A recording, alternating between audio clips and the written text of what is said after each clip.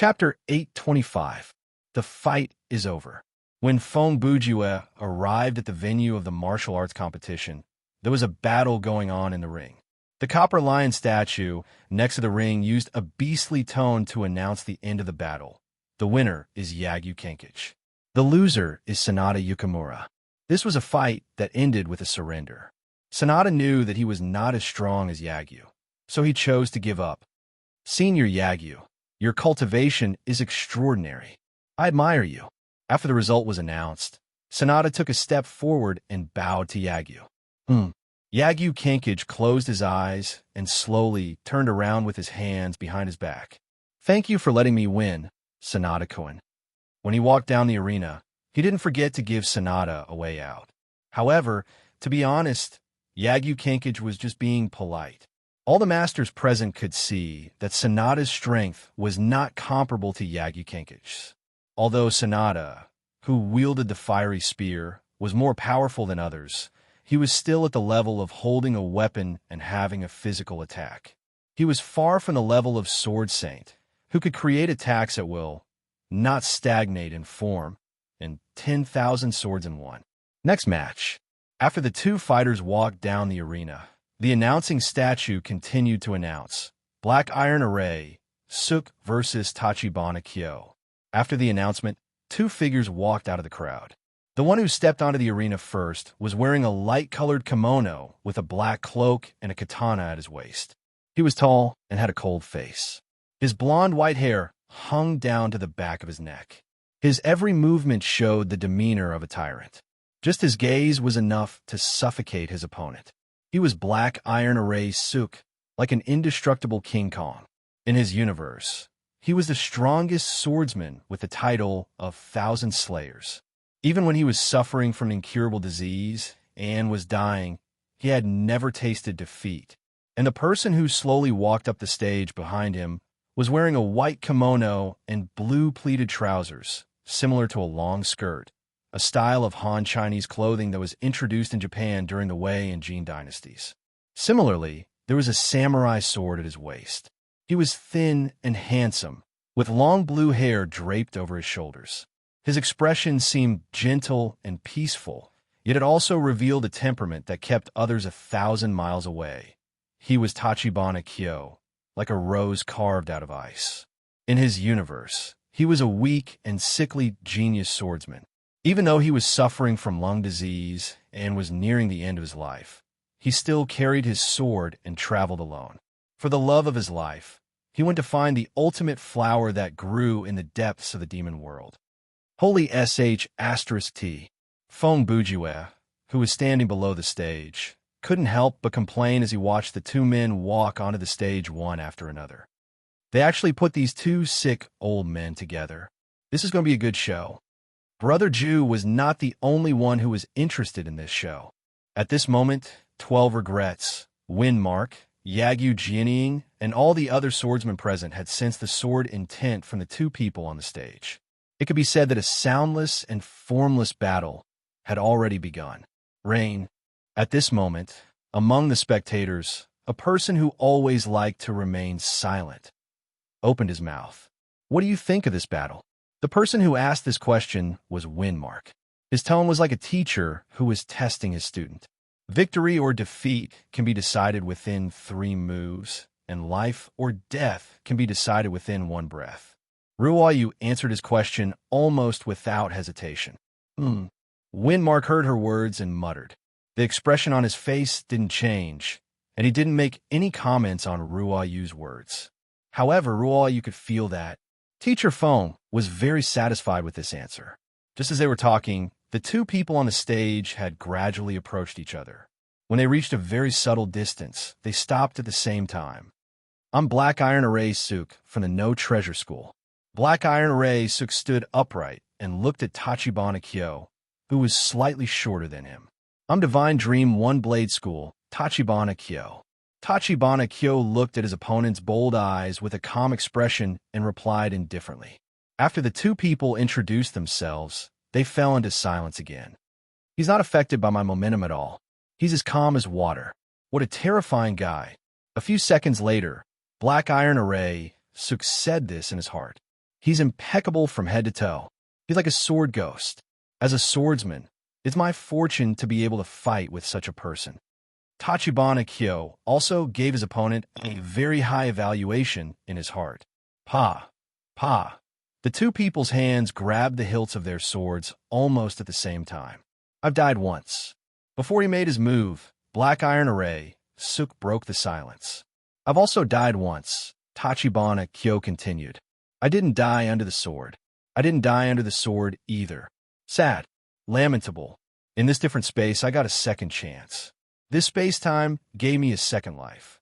I want to defeat Ryo Luji and use my sword to expand the unparalleled path and rule the world. I want to defeat Ryo Luji, correct space-time, and return to the side of my true love. Those who oppose me will die. Those who block me will die. That was all they had to say. From this second onwards, they were no longer people but the incarnations of swords.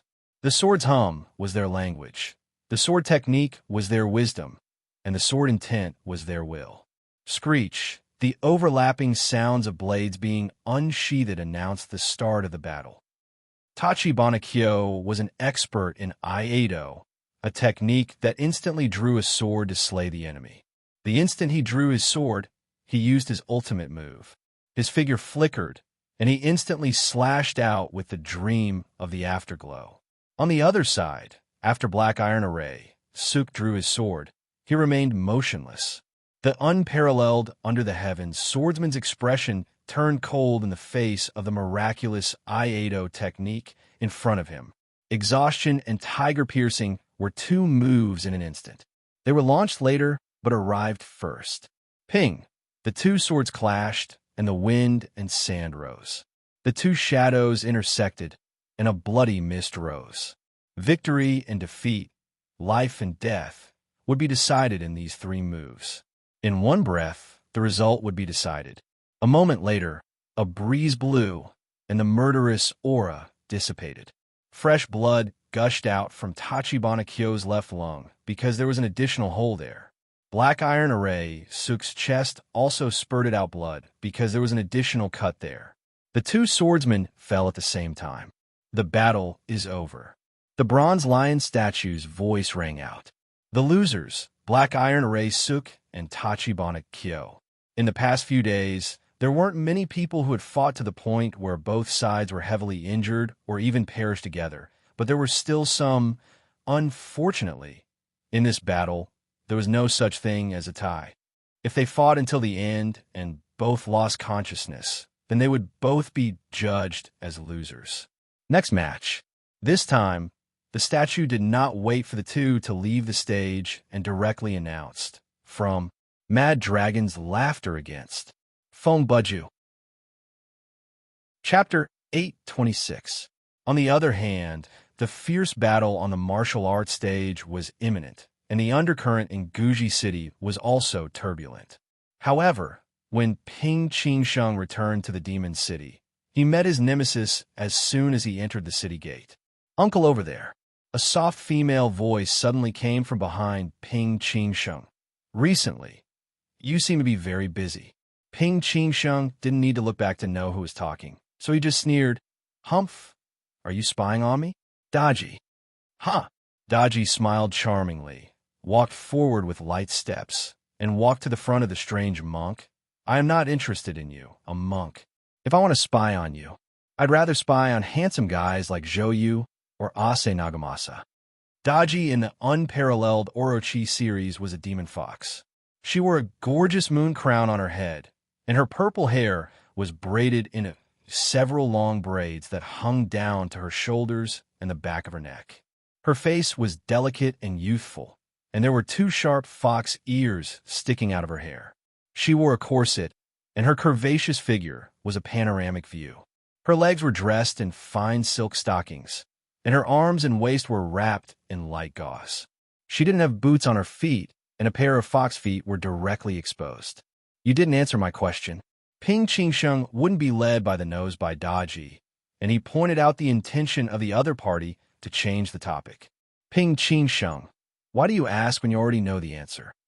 Hearing that, Daji's face suddenly turned cold, and her voice and tone, which was like a girl's coquettish voice, instantly became the voice of a queen. Since we are all sensible people, Ping Qingsheng slowly turned his head, looked into Daji's eyes, and said, "Then I might as well tell you the truth." He raised his hand, and the demon aura in his palm was surging. "The people you sent to spy on me have been dealt with by me.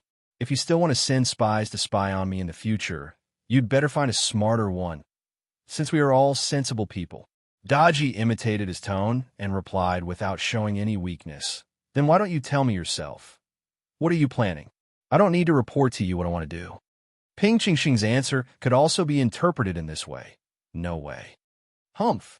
Anyway, it's not something good," Daji said. "Up."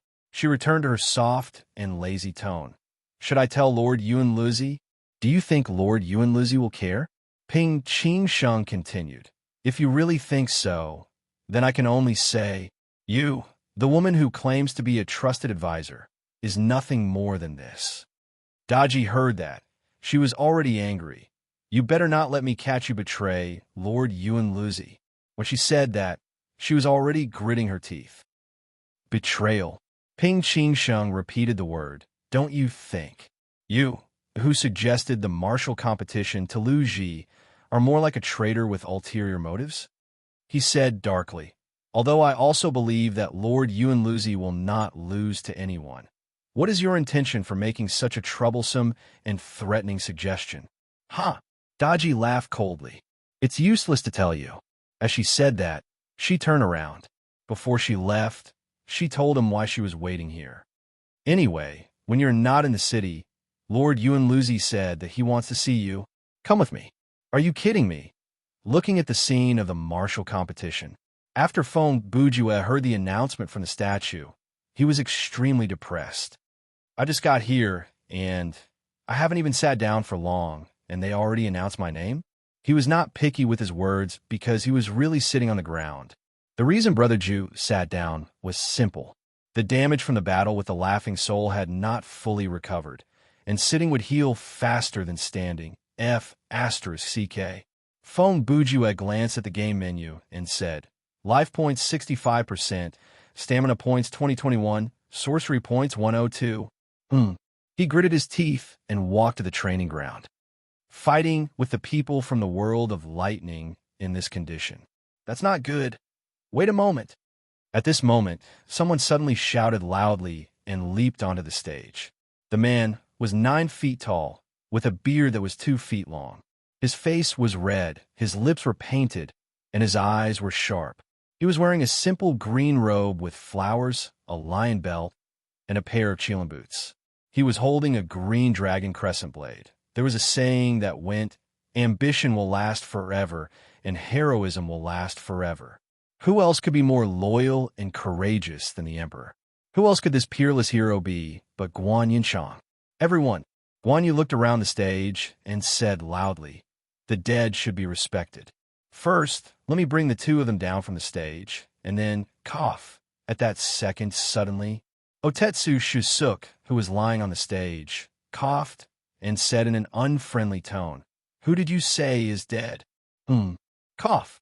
Cough. 2 seconds later, Tachibana K also coughed out a mouthful of blood and said, "I think I can still be saved." Air. Guan Yu was stunned and thought to himself, "So, none of you are dead." After all, Guan Yu was a loyal man. Regardless of whether these 2 were dead or not, since he was already here, he might as well give them a hand. Therefore, Guan Yu grabbed the 2 swordsmen who were vomiting blood with one arm. In their own universe, as long as they appeared, they would cough up blood, but it was never because they were cut by others. It was all because of their tuberculosis. Then, Guan Yu grabbed them and dragged them out of the arena. He had only walked about 10 meters when 4 people surrounded him. Guan Yu glanced at them and realized that there were 3 familiar faces, and the last stranger was a young girl who was dressed strangely. "General Guan, I know a little about medicine. If it's convenient, let me take a look at them." Hannah Jian bowed at Guan Yu and said, While Guan Yu was still hesitating, the righteous trio spoke. "Master Guan Yu, don't worry. Master Hannah is a very reliable partner. That's right. My leg injury was treated by Lord Byrne. His medical skills can be said to be miraculous. Master Guan Yu, let me help you put them down. I see. Guan Yu trusted the three youths before him. Since they said that Hannah Jian was trustworthy, then there should be no problem. Therefore, Hannah Jian started to treat the two swordsmen who had been eliminated. I believe everyone has seen through her strategy in this scenario. Hua Jian knew that in a head-on fight, a player with a medical mastery who had just reached level 40 would not be a match for the others. It was impossible for her to enter the final roster of the martial arts competition through fighting. Therefore, her plan was to use the opportunity to gain as much help as possible from the NPCs while ensuring her own safety. When the situation changed, she would have the chance to win. Oh, she wants to use the power of the NPCs to fight against us? After this small interlude, Feng Bujue, who stepped onto the stage, could not help but look at Hannah Jian. He thought to himself, that's the right choice. This is the only strategy that can help her win. If it were me, I would have done the same. Just as Brother Ju was distracted by his thoughts, his opponent had already jumped onto the stage from across from him. Ah! As soon as Mad Dragon appeared, he let out a creepy laugh that made people shudder. Then, he said in a deep voice that contained his inner strength, "Who in the world is the Mad Dragon? Only I look down on the emptiness of the martial world. With a laugh, I turn the world upside down. Mad Dragon is the king." After he finished reciting the poem, he stood still. Mad Dragon laughed. He had a head of green hair that fell to his chest. The hair behind his head was twisted into a giant whip like a dragon's tail. His hairline was similar to the Scion Prince's. He looked bald, but his bulging brow bone, the strange green lines on his face, and the beard on his chin all made him look evil. In terms of clothing, he wore a white robe with a black coat. The coat was decorated with many green scales. His weapon, the reverse scale, was on his back. It was a chain with sharp teeth. Ha! Not a bad poem. Feng Bujue silently put on the smiling face and laughed drily. You are worthy of the word mad. Ha ha! Mad Dragon laughed again. Who do you think you are? Do you think you are qualified to comment on me? You don't even know me, yet you are so proud of yourself. You are laughing like an old hag in a transvestite shop. Feng Bujue would never lose to anyone in a verbal battle. Tell me, are you stupid or cheap? Little dragon, huh? Mad Dragon's laughter stopped. His eyebrows were furrowed with anger. Of course, you and I both know it. You're not stupid. Not only are you not stupid, but you are also very smart. Feng Bujue said, so, the answer to my question is already clear. Huh? Ha ha! Mad Dragon laughed again, but this time the meaning of his laughter was completely different from before. You seem to know me very well. It's okay, Feng Bujue answered. To sum it up, you are a sister Khan, but your sister does not like you. Your whole life has been entangled in this twisted love. Everything you have done is filled with contradictions. As a person who is extremely rational in his bones, you have chosen madness because, to a certain extent, madness can help you hide your real emotions and lessen the pain in your heart. Thus, under the extreme emotions of creating pain and self-satisfaction for yourself, you developed the ability to play the fool and led to one tragedy after another that harmed others without benefiting yourself. Feng Bujue is it. At this point, Mad Dragon laughed and his face turned serious. Okay, I will remember your name. As he spoke, his hand reached toward the reverse scale behind him. What do you mean you will remember my name? Do you think you are Chi Tiendi? Feng Bujue replied in a lazy tone. I can take down 25 people like you in 1 second. Admit your mistake now and admit defeat. Perhaps I will spare your life. Huh? Mad Dragon laughed wickedly and rushed forward. Kid, do you think I can't tell? You were just stalling for time. Before he finished, the cold light was already there. Feng Bujue tapped his feet lightly and turned his body to evade. With the zero-time difference calculation ability, it was not difficult to dodge this move. It is useless to try to be mysterious. Mad Dragon's next attack followed. If you are really much stronger than me, why are you wasting time with me? Ding ding. The sound of the chains rattling brought out another round of attack. The fangs flew over, cutting through the wind and waves. They formed an arc and covered more than half of Brother Jew's body. TSK. He did not lose his mind after mocking him like that. Feng Bujue jumped up and grumbled softly. As expected, those who pretend to be crazy are the clearest. You went up, huh? Mad Dragon saw Brother Ju jump into the air and smiled. Then it will be easy. Mad Dragon, who was wearing the keen sense tassel, a divine artifact that could strengthen the five senses and make the mind clearer, but it would greatly affect the mind, was even better than Shao Tan, who was using the eagle vision. In the battle, he could predict the enemy's moves. Frightening Dragon Strike. Facing Feng Bujue, who jumped up, Mad Dragon's sword move was like an evil dragon soaring into the sky. Too naive, Feng Bujue shouted. In this battle, he spared no effort in provoking. Jeppo Lightning. Similar to Rankyaku, Feng Bujue had derived various uses of Jeppo through repeated practice. For example, this move was a skill that made the whole person move along a zigzag path by jumping 3 times in a row. Who's the naive one here? Mad Dragon's strength and fighting talent were not to be underestimated. When he saw Brother Jew's movement, he knew that his opponent wanted to break his attack and counterattack. Therefore, he immediately waved his sleeves and controlled the chains in the sky to twist and form a chain net, blocking Brother Jew's path of advance. You want to let me pass? Feng Bujue saw this and stopped in time. He jumped again in the air. Then I won't come over. Here are 2 gifts for you to play with. After saying that, he took out 2 grenades and threw them at Mad Dragon. The 2 grenades passed through the gap in the chain net and fell to Mad Dragon's side. Although the latter did not know what the 2 grenades were, he could guess that they were some kind of offensive weapon. Therefore, Mad Dragon breathed out and activated his fierce move. Mad Dragon's Roar. An invisible force wrapped around the grenades in the air like a bamboo hat. The moment it came into contact with the grenades, the impact caused them to explode. Boom! Boom! The sound of the explosion was accompanied by shattered pieces of metal and dust that filled the air. At this moment, the 2 sinister madmen did the same thing. They threw out their hidden weapons. Chi! Chi! Chi! Chi! Chi! Chi! Mad Dragon laughed and shouted in a low voice. Dozens of green lights burst out of the green scales on his body and flew up into the sky. Feng Bujue also shouted softly and took out Death Poker. The special effect of Soul Chaser was immediately activated, and hundreds of golden lights rushed toward the enemy. For a moment, the 2 colors of energy collided in the air. It was as powerful as thunder and as fast as lightning, scattering tens of thousands of stars in half a day. Nearly 100 meters around the 2 of them were involved in a chaotic explosion of light. Ha! You despicable person. You want to ambush me? Mad Dragon quickly retreated several meters. While using his chain to block, he scolded shamelessly. You sure have a lot of hidden weapons on you. First, there were those 2 explosive things, and then there were these golden streams of light. What did you say? When did I use any hidden weapons? In terms of shamelessness, Feng Bujue would not lose.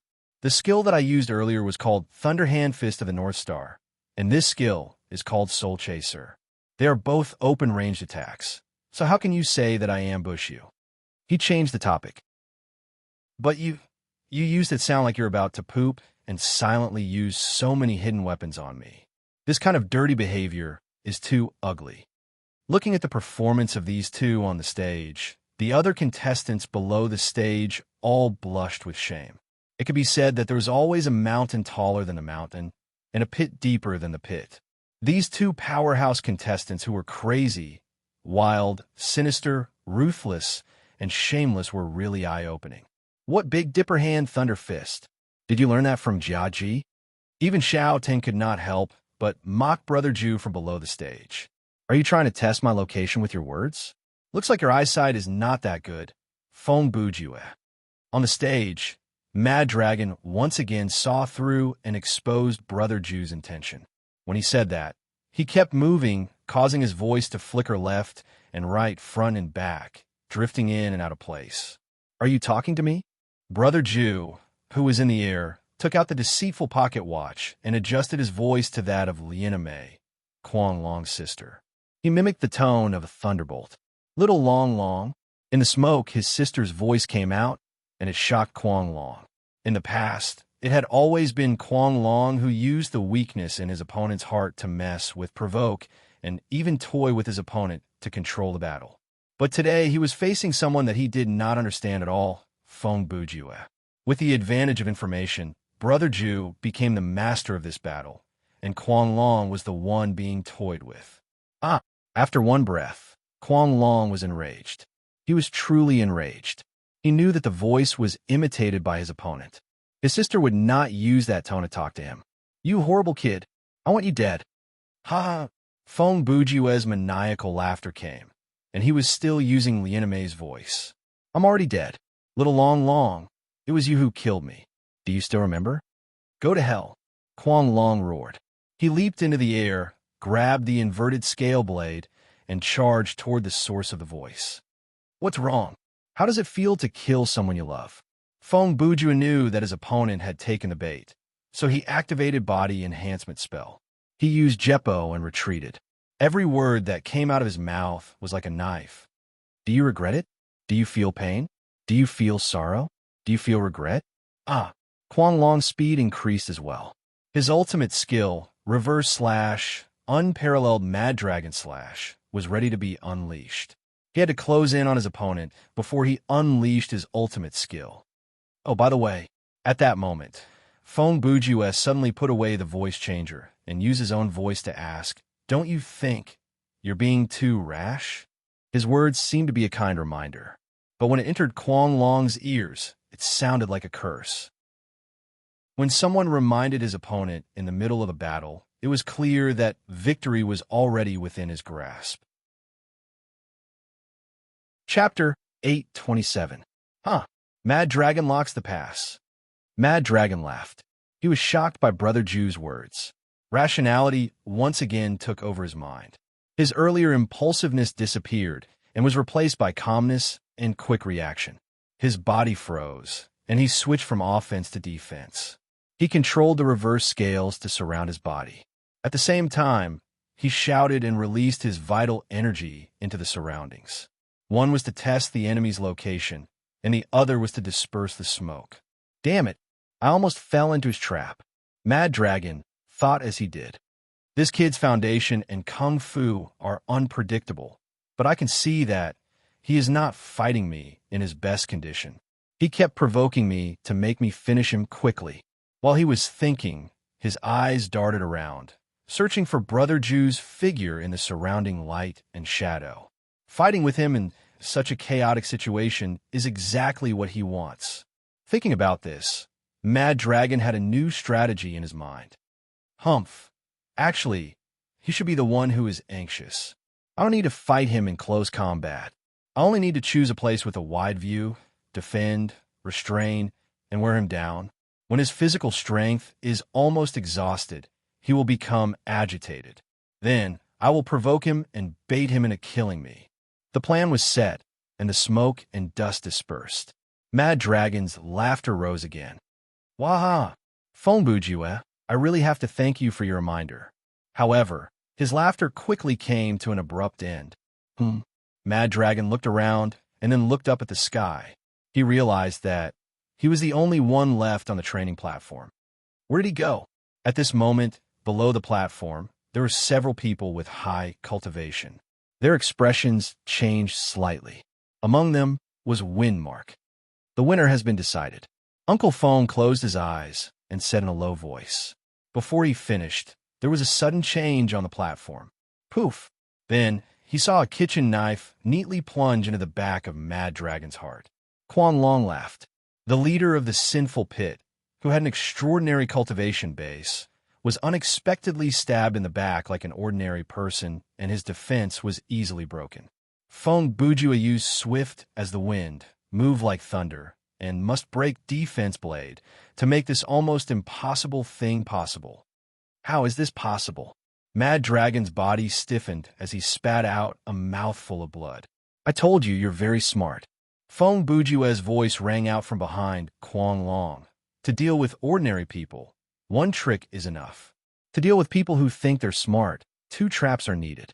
But to deal with people like you who are really smart, at least 3 layers of schemes are needed.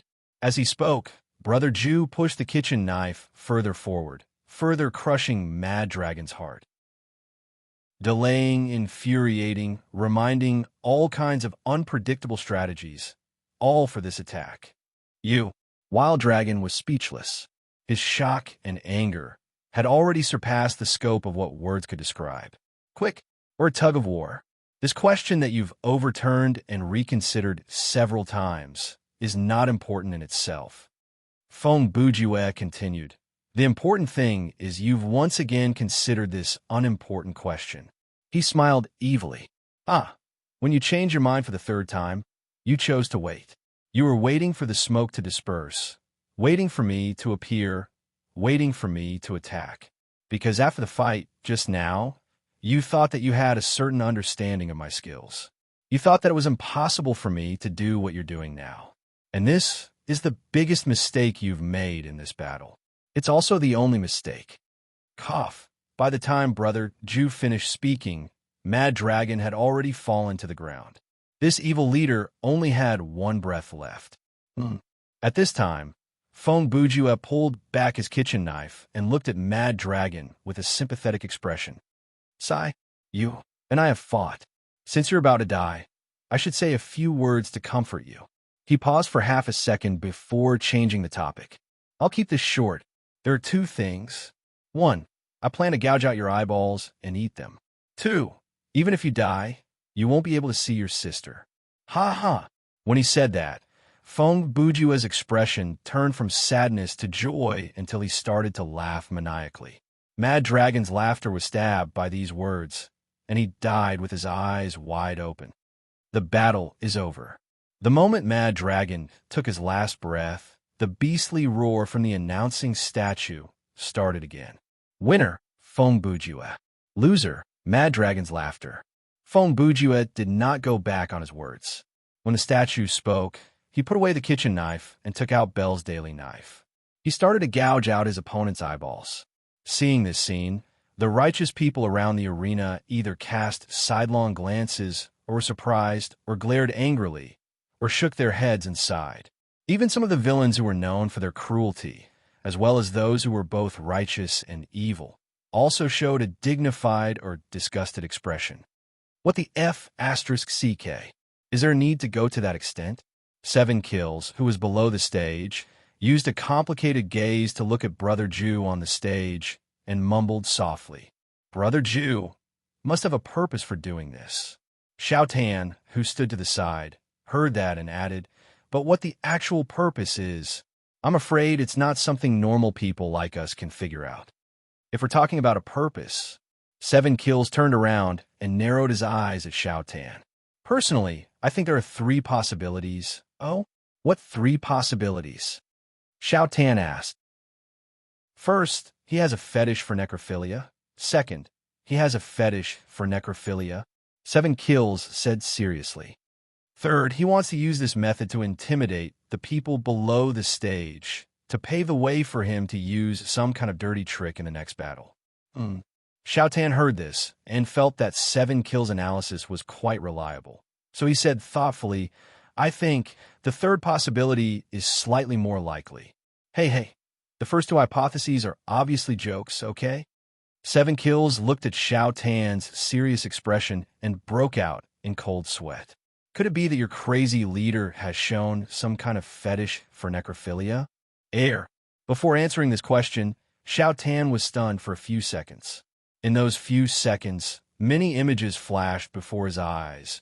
Brother Jew violently searching the body, Brother Jew whipping the body, Brother Jew taking out equipment from the body, Brother Jew using the body to replenish his protein, and so on. Now that you mention it, several seconds later, Xiao Tan said, I seem to have discovered something.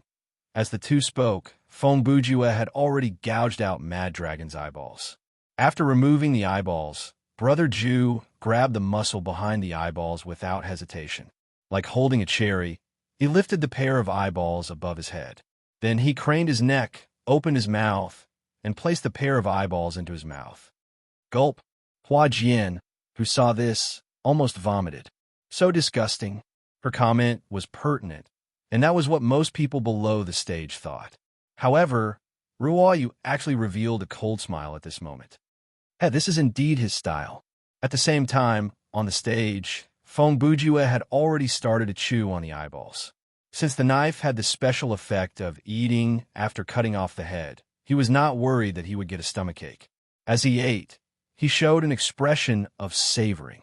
Seeing the juices and blood spurting out from his mouth, the audience felt goosebumps all over their bodies.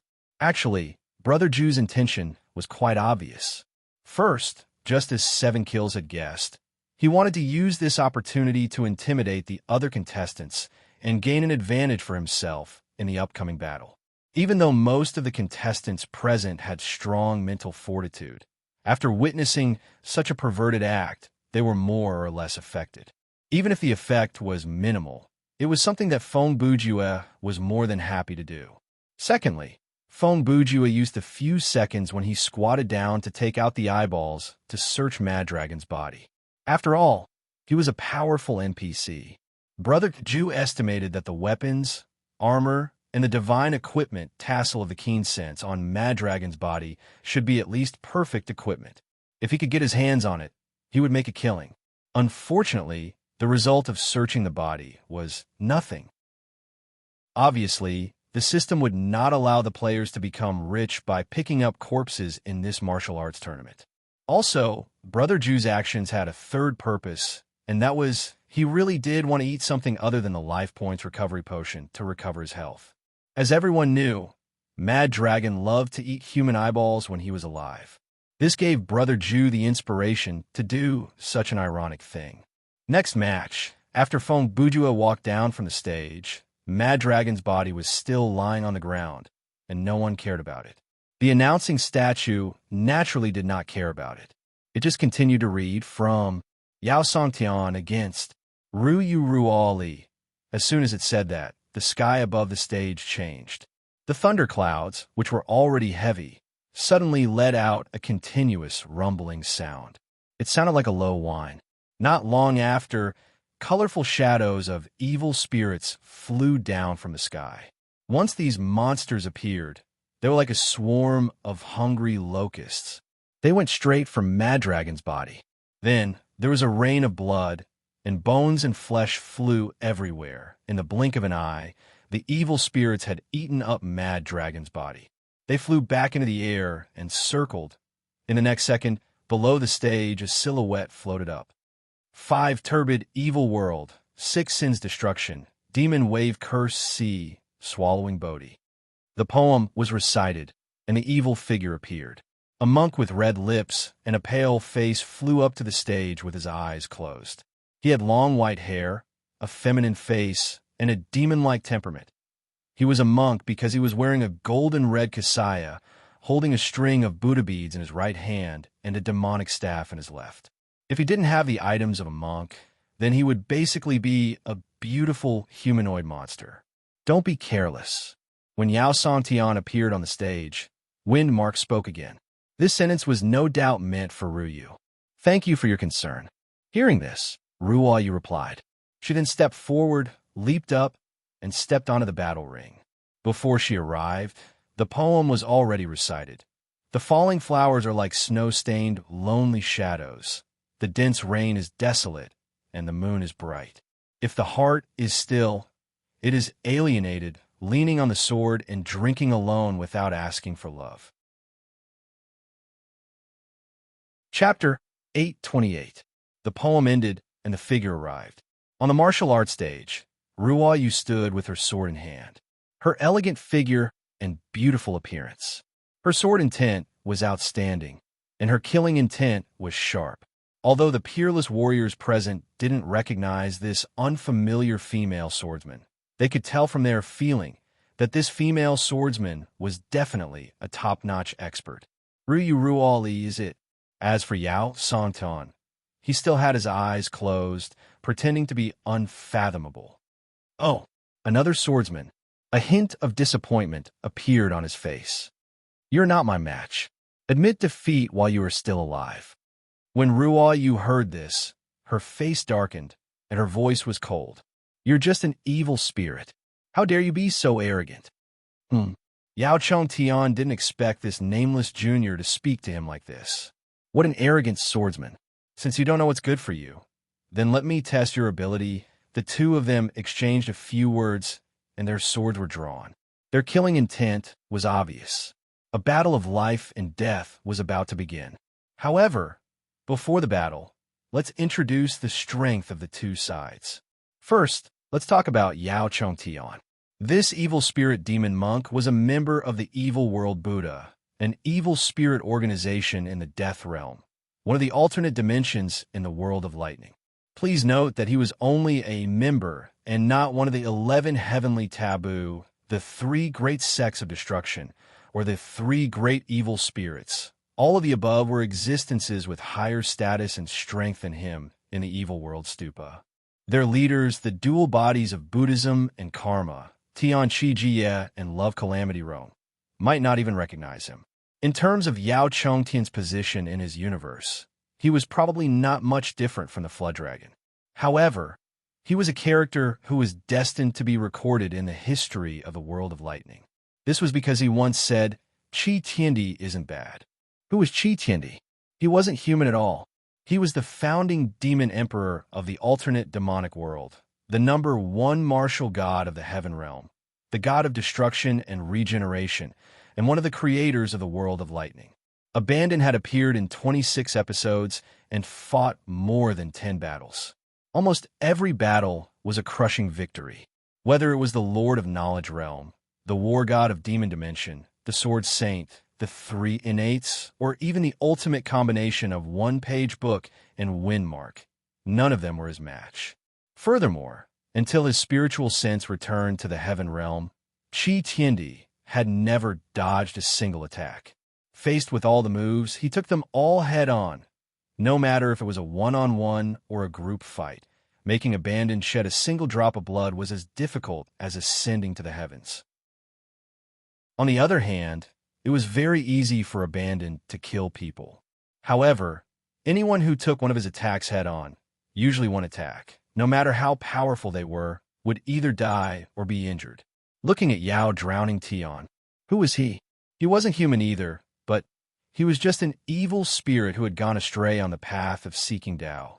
From the moment he appeared to the moment he received his lunchbox, it had only been 17 episodes. Although Qi Tiandi had only appeared in 26 episodes, Qi Tiandi's appearance had already set up the length of at least 2 dramas. Moreover, he played an extremely important role in those 26 episodes, as if he was the main character. Yao Tiandi had gone through countless battles, big and small, but had yet to win a single one. Among them, the most thrilling battle was undoubtedly the one with Qi Tiandi. At that time, Qi Tiandi had raised his left hand slightly, and demonic energy had shot up into the sky and pressed down with overwhelming force. Seeing this, Yao Chong Tian fled without hesitation. When he fled, he spat out a few mouthfuls of blood and left a few vicious words. It was after this battle that Yao Chong Tian calmly told his superior the unimaginable famous line when he was talking to him. To make an analogy, it was like a weakling who had failed in sports since he was young, saying arrogantly, "Bruce Lee not bad." As a minor character who was almost insta-killed, he could say such a line with an arrogant tone. Yao Chong Tian was indeed worthy of the title of going against the natural order. Then, let's talk about Ruo Yu. Since she has recited the poem, I'm sure you've guessed it. That's right. Not long ago, Ruo Yu created a poem in a certain scenario and used it as an opportunity to obtain her sorcery weapon. But before listing the description of this weapon, let's take a look at her character's data. Like Rain, level 47, title, Thousand Evil / title ability, Preemptive Perception, EXP, 458561004700000. Skill points, 2,187. Game coins, 3082000. Mastery. General ability A, Workmanship D, Sleuthing C, Fighting S, Marksmanship D, Medic E, Sorcery B, Summoning N. Inventory, 14/30 Heavenly Fragrance, Glue X3, Life Points Recovery Potion, M, X5, Hemostatic Bandage X5, poison antidote X5, antifreeze X5, burn medicine X5, constant dim lantern, fading sight, Goliath's wings, forest of lone trees, mad whetstone, one glance, time capsule 40 years large, riot shield equipment, holy seal, cool cat skin, feather of falling flower, broken cheek quell the lost boots. Storage 5/15 puzzle card, iron piece, puzzle card, sapling puzzle card, juice puzzle card, scream puzzle card, malfunction. Skill column 9/12, fallen flower, scattered flower, heaven's gate 4-step slash, bright jade skill, level 6, butterfly spirit shadow, swift light secret style, white rose, traceless shadow, spirit return, double pole killing, phoenix death, phoenix life. Considering that this was the first time Ruayu's detailed data had appeared, there were a lot of items and skills that needed to be explained. So, I'll skip that part for now. In the later part of the document, I'll explain it in detail based on the actual battle situation. Here, it all depended on her spiritual weapon. Name, origin water god sword. Type, spiritual weapon. Quality, excellent. Attack power, attribute, water. Special effect 1. Origin born at will. Summon this weapon without using spiritual energy value. Special effect 2. Origin water true form. Any physical or non-physical attack will not be able to destroy this sword. Remark, only those with a special bloodline can comprehend the ultimate sword. It is extremely soft, yet extremely strong. It has form, yet it has no form. The sword contains righteousness, and it will exist forever. It will destroy demons and evil, and it will look down on everything. On the martial arts stage, evil spirits were floating in the air. The surging demonic aura set off waves of murderous wind. All evils in the world, listen to my call. Yao Drowning Sky chanted the incantation and announced the start of the battle. He stabbed his staff into the ground, and his hands moved back and forth in front of his chest as he chanted the incantation. His demonic voice resonated, and his demonic aura rose again. Sigh, Ruayu saw this and sighed softly. His attitude is indeed arrogant, but his whole body is full of flaws. In the blink of an eye, Ruayu moved forward, ignoring the demonic aura as if it was nothing. In an instant, she was only one step away from her opponent. Chapter 829. At this moment, a formation suddenly appeared beneath Yao Chongtian's feet. A wave of evil qi roared in all directions like a raging wave. Its power was extraordinary. This defensive counterattack caused Ruayu's sword to falter for a moment. But it was only for a moment. A second later, the sword aura rose and shattered the evil aura that was blocking Ruayu's sword. Yao Chongtian was shocked when he saw this. He quickly grabbed the Yao Qi staff beside him to block the attack. Ping! The weapons clashed, and a loud sound rang out. The clash between the sword aura and the evil aura created a turbulent flow of energy. This clash caused Ruayu to take 3 steps back. As for Yao Chongtian, his feet left the ground, and he flew back a full 30 feet. At this moment, the arrogant Yao Chongtian opened his eyes. His expression was serious. What kind of power is this? The energy released by Ruoyu's sword was not the true meaning of the way of the sword, nor was it the holy aura of Buddhism. It was also not pure strength, but her sword aura had the characteristics of all 3. Yao Chongtian had never met such an opponent before. The special attributes of the traveler from another world had clearly exceeded his understanding. It caused his heart to waver. "Are you asking me?" Ruayu replied in a low voice. "I'm sorry. I practice many techniques, and each of them is from a different lineage. I don't know how to classify the power that I'm using now." She paused for a moment. "I only know that this power is just right to counter your evil spirit power." As she spoke, she had already shortened the distance between her and her opponent and adjusted her posture. Before she finished speaking, she had already made her move. Ruayu's figure instantly turned into multiple afterimages and surrounded her opponent. In a breath's time, dozens of sword aura as fast as lightning attacked Yao Chongtian from all directions, and each sword aura was as strong as 1,000 pounds. The butterfly's spirit, godly shadow, was a high-level fighting technique recorded in the Dragon Slayer chapter of the 7 Ghost Valley chapters. It was also Ruo Yu's strongest single-target attack skill other than double pole kill. Based on Ruo Yu's past records, aside from boss-level characters, any NPC that took this attack head-on would at least be heavily injured. Without a doubt, this record would continue in this battle. Although Yao Chongtian had ensured that he did not suffer any fatal injuries by releasing his Yao Qi and brandishing his staff to block the attacks, he had still endured more than 10 sword strikes in this round of attacks. His injuries were quite severe. Damn it, I actually let this nameless junior gain the upper hand. Yao Chongtian grumbled in his heart. At the same time, he took a big step back and leaped into the air, once again widening the distance between him and Ruo Yu. Do you think you can escape? Ruo Yu didn't stop after she withdrew her attack. She raised her sword and continued to attack. In terms of speed, she was much faster than Yao Chongtian. In terms of moves, as a swordsman, she was naturally more than a level higher than the demonic monk.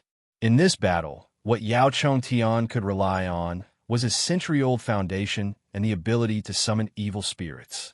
However, Ruo Yu, who had the title of Thousand Evil Slayer, was the nemesis of evil spirits. Her holy bestowment consumed evil spirits as EXP. Against an opponent of Yao Chongtian's attributes, it was outstanding. It could be said that, in this battle, Ruo Yu had the advantage in all aspects. If she wanted to, she could have ended it quickly. But she didn't do that. On the surface, Ruo Yu was indeed aggressive. Whether it was in terms of words or actions, she was relentless in her attacks. But in reality, she only used 70% of her strength in each of her moves. For example, in the butterfly spirit godly shadow, just now, if Ruo Yu had used her full strength, Yao Chongtian would have been beaten to the brink of death.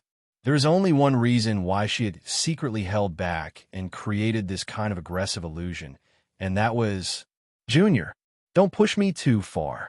On the other side, Yao Chongtian, who had seen Ruo Yu chase after him with sword in hand, quickly formed a demonic seal in the air and roared, "Evil spirits of the world, heed my call." With that roar, the evil spirits circling in the air rushed down towards Ruo Yu. Ruo Yu saw this and snorted coldly, the corners of her mouth rising slightly. In that instant, there was only one person in the entire martial competition venue who understood the meaning behind her expression. So that's how it is. Feng Bujua looked at Ruo Yu in the arena and thought to himself, she wants to use Yao Chongtian's ability to summon evil spirits to increase the number of spirit-severing saint bestowments. When he thought of this, he smiled faintly. She's maximizing the benefits while holding the advantage. She's not arrogant when she has the advantage, but she's not rash when she has the advantage. Such strategy, such calmness, if she were in any other society, she'd be more than qualified to be a captain. Just as Brother Ju was lost in thought, the dozens of evil spirits quickly flew down and surrounded Ruo Yu. And Ruo Yu had been waiting for this moment. See, her figure spun, and the shadow of her sword followed. Thousands of flowers fell like flowers, and thousands of scattered lotus flowers bloomed. With the falling flowers scattering flowers, he killed all the evil spirits and shattered them into pieces of light. At the same time, Yao Chongtian, who was more than 10 meters away, suddenly landed on the ground. Taking advantage of the few seconds that Ruo Yu was delayed by the evil spirits, he had already prepared his next move, Demonic Legacy 10-Directional Seal. As he shouted, Yao Chongtian waved the demonic aura staff in his hand twice before stabbing it into the ground. In the next second, he retracted his arms, crossed his palms, and pushed them forward. In an instant, 10 layers of evil energy flew out from his palms in the shape of a swastika. They soared into the sky and fell towards Ruo Yu. Ignorant swordsman, prepare to die. After unleashing his ultimate move, Yao Chongtian immediately declared that he would kill her. It seemed He was very confident in the power of his move. However, his attack this time ended up hitting nothing but air. Boom! With a loud explosion, a huge swastika appeared on the stage. The 10 layers of tyrannical energy had all landed on the stage, but Ruoyu's figure had already appeared somewhere else. Name: Traceless Shadow. Skill card type: Active, Permanent. Skill type: Combat. Effect: At the moment of being attacked, perform a high-speed movement. Cooldown: 3 minutes. Can only be activated when being attacked from a distance. There must be a trajectory between the target and the location. Consumption: 300 stamina points. Learning requirement: Combat Mastery. Remark: Created by Hero Sure, known as the Shadow Reaper. Hero Sure's Qin Gong is outstanding, and he is a righteous man. He has been a hero all his life, eliminating evil and bringing peace to the people. But he was born with an extremely common face, and his presence was extremely weak. Other than his wife and children, no one could remember what he looked like, and no one could even remember his name. So, people have been calling him Hero Sure. Chapter 830. Although Ruoyu dodged her opponent's attack, she suddenly noticed something strange. A second later, her eyes moved slightly as she looked at the sword in her hand. Heartbeat. Ruoyu was curious when she heard the sound coming from a sword. She looked up at her opponent and scanned the spectators around the ring. From their reactions, it seemed like only the owner of the sword could hear this sound. This could it be? Ruoyu's heart skipped a beat as she quickly realized what this sound meant. Junior, it's too late to be afraid now. On the other side, Yao Chongtian saw that Ruoyu did not move and thought that she was frightened by his move. Hence, he said arrogantly, "Watch me take care of you." After he finished speaking, he turned around and released the Calamity Extermination Kasaya. The monastic robe suddenly enlarged in midair and rolled towards Ruoyu with the momentum of a robe covering the sky. At this moment, however, they saw a whoosh. A sword hum was heard, and a blinding golden light appeared. The light suddenly appeared, and the wind and clouds changed. The many evil spirits hovering in the sky were frightened by the golden light and fled in panic. In the blink of an eye, they disappeared without a trace. That's impossible. Who is she? Why does she have such an item? Among the spectators, there were some who knew what was going on. Just by seeing the light, they already understood what was going on.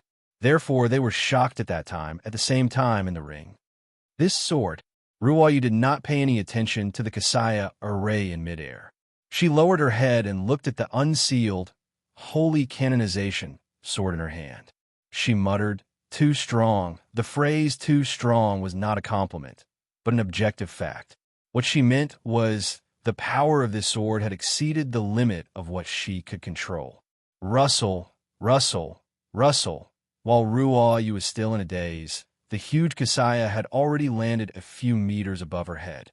However, just as the Kasaya was about to roll down, the sword in Ruoyu's hand suddenly glowed with a golden light.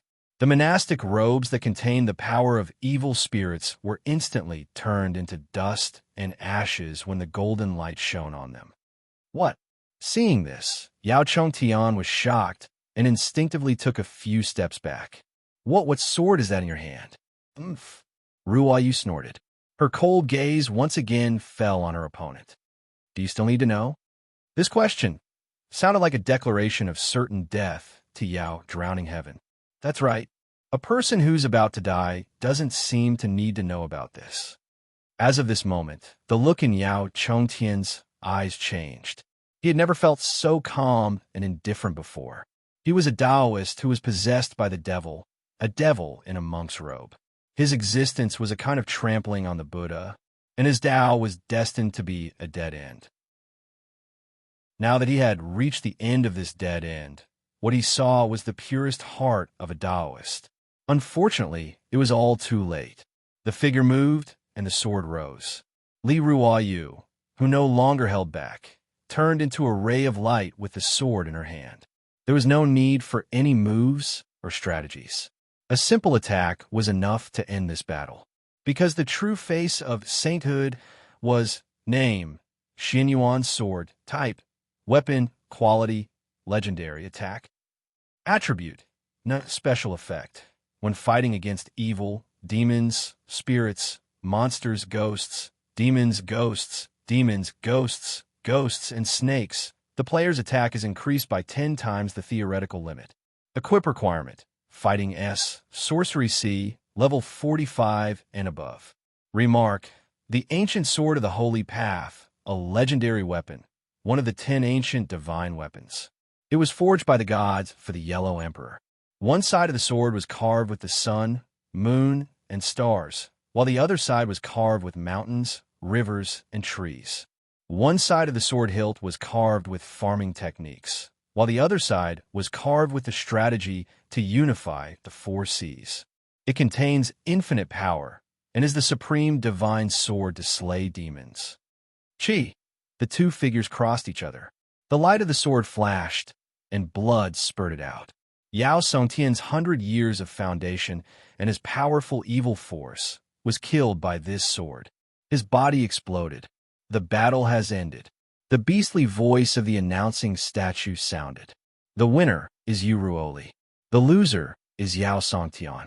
Ruo Yu heard this, coldly kept her sword, and slowly walked down the stage. The whole place was silent at the same time in the main hall of Guji City. Over at the battle stage, it seems like some kind of power has awakened. The person who said this was sitting on a huge, luxurious throne carved with the copper pattern of the Yamada no Orochi. His sitting posture was relaxed. His body was slightly tilted, and his head was tilted to the side. His eyes were slightly closed, and he supported his chin with one hand. He had a head of white hair, and his skin was light purple. His whole body was covered in black python scale armor. He was not wearing it, but a part of his body. He was tall, and his presence was intimidating. He was the one and only Lu Ji who existed in this unique scenario. He was the one and only Lu Ji who could transcend space, superdimension, and truly invincible. His short name was Yuan LVG. He was also known as Lord Ji. It seems to be a very powerful holy power. Daji, who was leaning on Yuan LVG's throne, said, "Should we send someone down to take a look?" Lord Yuan LVG. At this time, Ping Qingsheng, who was sitting next to the throne, said, "How about I no need?" Yuan LVG immediately interrupted Ping Qingsheng. "You stay here." He paused. "We're not done talking." The Demon King's order was unquestionable, and Ping Qingsheng immediately fell silent. 2 seconds later, Yuan LVG opened his eyes and looked at the seat on his right. "The demon god of the human world, I think it's better for you to go humph." The person sitting on that seat did not seem to be very respectful to Yuan LVG. He snorted and stood up. "Understood, I'll go take a look." This person was wearing a 3-pronged purple gold crown and a Sichuan red cotton flower robe. He was wearing a beast-face chain armor, and there was an exquisite lion belt around his waist. There is a saying that the appearance was magnificent, and the eyes of a tiger were better than Panin. He had been practicing martial arts since he was young, and he had won the title of bravery. With thousands of soldiers and thousands of horses, how difficult would it be to take something from his pocket? A fine horse with a tiger's wings on a red rabbit, and a halberd with a heavenly halberd would scare away the enemy's courage. He looked around and laughed. The heroes of the world were all in vain. The demon god of the world, other than Lu Fengxian, who else could it be? Lu Bu, before General Lu went far. Yuan LVG said, "Since you want to go down, why don't you go to the martial arts competition to play?" "Huh?" Lu Bu turned around. "What do you mean?" "This king," Yuan LVG replied. "I'm looking forward to you, and I hope you can join the ranks of those who challenge me." "Huh?" Lu Bu laughed. "Okay, that's exactly what I want." "Presumptuous." Ping Qingsheng stood up and glared at Lu Bu. "You want to rebel?" Whoosh! Before the strange monk finished his words, a huge scythe came through the wind, and the blade stopped right in front of his neck. "Sit down." Yuan LVG said these 2 words with a cold tone. Cold sweat flowed down from Ping Qingsheng's bald head. He nervously took a step back and sat back in his seat. After a moment of silence, Yuan Luji threw Seamless, the name of his giant scythe, on the ground and said with an accented voice, "People who have never sincerely pledged allegiance to me, how can there be betrayal? Oh, have you seen through me?" Lu Bu was not nervous at all. Even the Demon King's prestige could not make him timid. Of course, before Yuan LVG could say anything, Daji, who was next to him, spoke first. "You always say, only those who can defeat me are qualified to challenge Yuan LVG. To put it bluntly, you joined us because you want to get more prey, right? Since you've said it like this," Lu Bu said and pointed his halberd at the throne. "Then let's not beat around the bush. Yuan LVG, let's decide the winner here." With these words, the 2 rows of demon generals sitting in the main hall stood up and surrounded Lu Bu with their swords drawn. "All of you stand down." However, Yuan LVG once again gave such a puzzling order. The demon generals did not dare to disobey and could only do as he said. After they left, Yuan LVG looked at Lu Bu and said, "Now is not the time for us to fight. You should leave." He closed his eyes again. "Don't forget to take Zhang Liao and Jiao Chan away from Guji City. When you have no more worries and successfully pass the martial competition, come and challenge me again." Chapter 831. Next match from Lucid Bernstein to Honda Tadashi wins. Matches were won and lost on the battle stage one after another. Regardless of whether the previous match was soul-stirring or boring, the Copper Lion statue that was in charge of announcing the matches would not care. Disregarding the situation on the battle stage, let's talk about the situation below the battle stage. After Ruo Yu's battle ended, Feng Bujue left the battle stage and walked toward the stone tablet with the rules written on it. 7 kills and Xiao Tan were standing near the stone tablet. Seeing Brother Bujue walk over, Xiao Tan waved at him. "Oh, you can't fight below the battle stage, right?" Feng Bujue walked to the stone tablet and saw the first rule. He then turned to 7 kills and Xiao Tan. "Sai, my plan to kill you 2 below the battle stage is ruined, just like that. Hey, how could you say that in front of us?" Xiao Tan was shocked. "Why can't I say it? It's a killing game after all," Feng Bujue replied with a shrug. "Haha, Brother Feng, you're still the same." 7 kills' reaction was calm. Although the words are harsh, it's hard to hate your personality. 7 kills was a few years older than them, so he had more life experience. He understood that people who would say such things in front of you were not scary. On the contrary, people who were overly polite and knew how to flatter people were the ones who needed to be wary of. Unfortunately, Feng Bujue laughed self-deprecatingly. "Most people have already started to hate me before they get to know my personality." "Are you sure it's hate and not fear?" Xiao Tan said in a timely manner. The 2 emotions of fear and hate are often related. Brother Bujue continued with a straight face. "I can easily list a dozen examples, such as cockroaches, snakes, slugs, ghosts, secondhand smoke, violent mental patients, rich kids who race on the road in the middle of the night, mock exams, pop quizzes, midterms, finals, high school exams, graduation theses. Are you sure these things that you have listed aren't a parallel relationship?" Xiaotan narrowed his eyes, and, starting from the mock exams, the rest of the questions seemed to be similar. 7 Kill's mouth twitched as he spoke. If you let him continue, he might say something like deadline. At this moment, a woman's voice sounded and joined their conversation. Everyone turned their heads and saw Hua Jian, who was a few meters away. "I haven't delayed a draft in a long time." Feng Bujue looked at the woman and showed a very unhappy expression. "You're still talking about that. Isn't that inappropriate? Only people like you who see delay as normal." Hua Jian looked at Brother Bujue with disdain. Would see deadline as something to brag about. "TSK." Feng Bujue raised his head 45 degrees and said in a disdainful tone, "If you're not satisfied, you can find someone else. I'm just like this." "You're not ashamed, you're proud of it." Hua Jian was helpless in the face of Brother Ju's attitude. "Oh, all right, I almost forgot." Hearing this, 7 Kills suddenly widened his eyes and looked at Brother Ju. "Brother Feng, you're a writer, right? I think I've seen you on TV before." "Ah, a writer. I'm not worthy of that title." Feng Buju replied lazily. At most, I'm an author.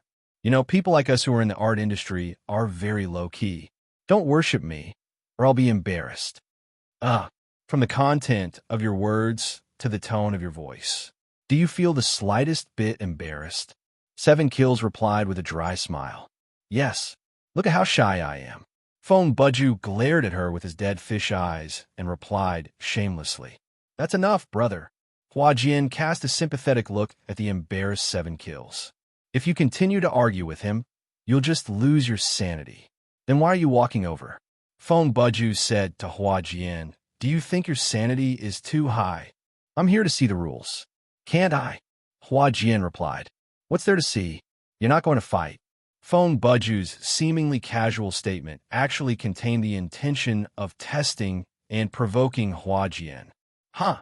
Surprisingly, Hua Jian was not surprised that her plan was seen through. At the same time, she was sensitive enough to notice her brother Ju's intention. You're trying to provoke me? Who cares? I'm not going to fight. Then, she took 2 steps forward to stand before the stone tablet.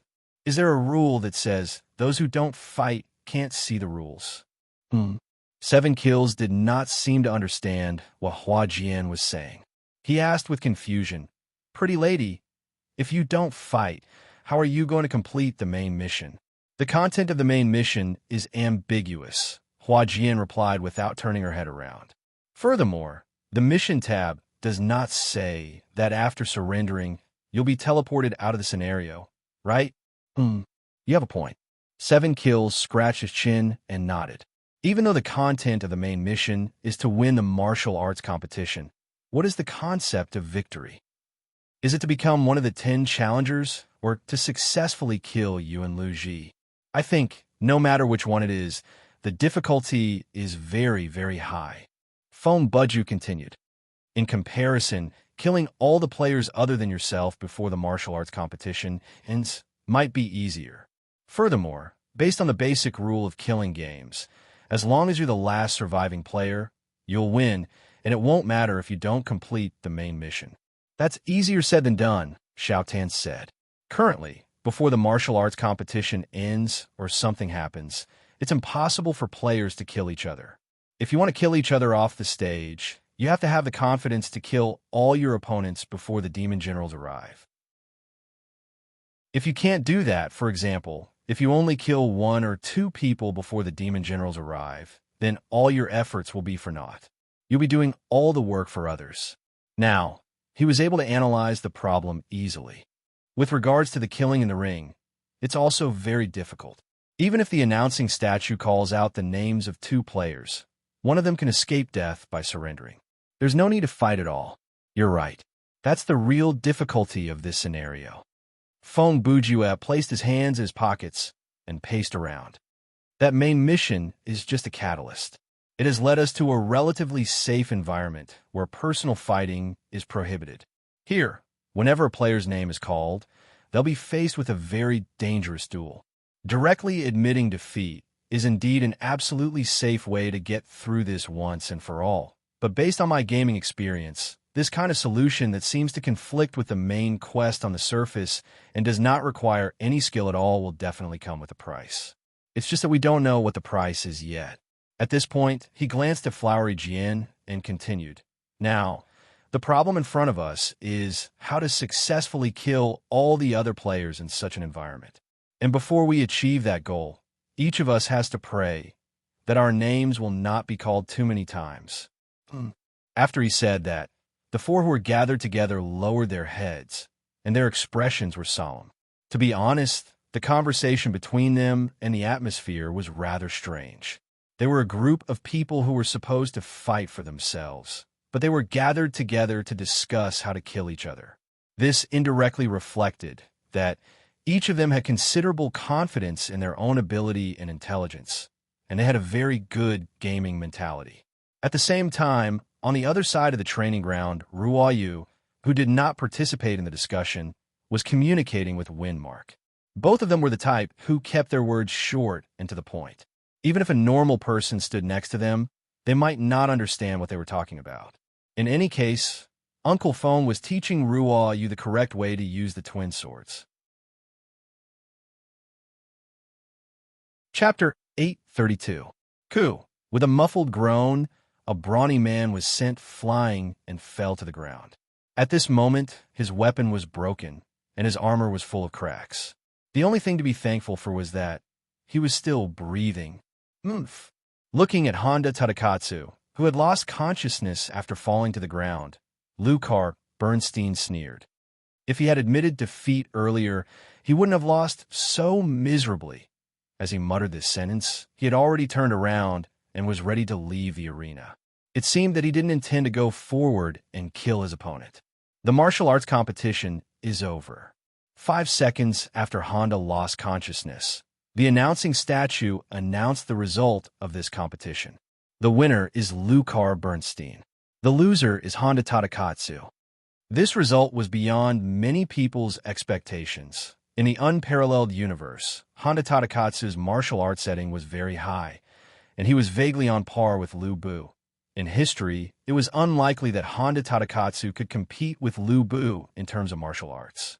According to historical data, Honda Tadakatsu in reality was more than 4 meters tall, let alone Lu Bu. Even Washion would have no problem beating him. Who would have thought that he would be defeated after just one match? But this result was also within reason, because in the King of Fighters universe, Lucar Bernstein's setting was also very high. His design philosophy was to create the toughest and most ferocious boss of the King of Fighters. Of course, when the boss of the King of Fighters was mentioned, the first guy that popped up in everyone's mind would definitely be level 97 Orochi. His shameless sunlight illumination had left an indelible shadow in the childhood of countless players. But to choose a boss that could represent the entire KOF series, it would have to be Lucar. Perfect moves, insane attack power, fast ending. Perhaps he wasn't a god like Orochi, but he was a fighting ghost transformed from human. Perhaps he didn't have the overwhelming power of a god, but his power could still make people feel despair and tremble. Father. After the results were announced, a female general with a longbow on her back leaped onto the stage and rushed to Honda Tadakatsu's side. Oh! After a while, Honda Tadakatsu woke up to his daughter's call. He looked at his daughter, then at the broken sword beside him, and sighed. Sigh. Father's martial arts are still not good enough after all. No, father, you are the strongest, Dao Ji said with a sobbing tone. Sigh. Losers don't have the right to say such things. Honda sighed again. Help me down. This stage should be left for those who can still fight. Not long after, Honda, like the other losers, walked down the stage dejectedly. Everyone was silent, and no one commented. This was a meeting without applause or boos. In this martial competition, no one would despise the loser, but no one would sympathize with the loser either. Everyone present was an unparalleled warrior. They didn't need to prove how strong they were. They only came here to find out who was the strongest of the strong. Next round. After the winners and losers left the stage, the announcement statue's voice sounded again. By Saws against Kaneki Guha. When they heard these two names, Xiao Tan, Hannah Jian, and 7 Kills were all confused. Oh, I know Saws. Nanda Phoenix Fist. 7 Kills said, but who is this Kaneki Guha? Could it be a character from King of Fighters or Street Fighter? Xiao Tan mumbled, the people from these 2 series. I can't even remember the names of many of them. Anyway, I don't know either of them. Hannah Jian shrugged. At this time, Feng Bujue sneered. You are all too ignorant. When he said this, the 3 of them narrowed their eyes and looked at Brother Ju meaningfully. So, you know who he is? Of course I know, Feng Bujue replied in a low voice. I also know that Kaneki will win. What? 7 Kills was shocked. No way. He turned his head to look at the ring. Saws is the strongest in Nandu Holy Fist, so what? Feng Bujue said, Kaneki is still the strongest on Earth, huh? The 3 of them were stunned again when they heard this. There's nothing strange about it. In his universe, it's set up like this. Feng Bujue added, compared with other universes, Kaneki's battle power when he was 5 years old was about the same as little Goku, who had just become Master Roshi's disciple. But he didn't know how to use Energy Wave. While they were talking, An arrogant figure had already jumped onto the ring. This person had short, blonde hair that reached the sky. He wore a dark blue shirt and pants, a long cloak that was white on the outside and red on the inside. He wore a thick, sharp metal shoulder guard on each of his shoulders and a pair of metal shin guards that were higher than his knees. He wasn't particularly tall compared to the other brawny characters in the martial arts competition, but his perfect sculpture-like muscles still revealed a distinct outline under the cover of his clothes. He was Souther, one of the 6 saints of Nandu, the successor of Nandu Phoenix Fist and the Holy Emperor, who had a mysterious, immortal body. Humph! Who's going to die this time? As soon as Souther stepped onto the ring, he arrogantly said such a sentence. His confidence wasn't without reason. In the previous martial tournament, he had already stepped onto the ring twice, and each time he killed his opponent in seconds. His opponent didn't even have the chance to surrender before they were killed. Hey, I just have to go up and win against him. The next second, on the edge of the ring, a man in tattered karate clothes raised his hand and pointed at the ring, then turned around and said to the 2 people behind him, "Yes, you go, Kaneki." One of the 2 people was the mysterious man who defeated the Flood Dragon, the one who called himself, "I am Cloud, Thunder is my relative." His name was Rocky, Kaneki's good friend. Generally speaking, he was a very narcissistic clown who liked to dance awkwardly while accompanied by his own BGM.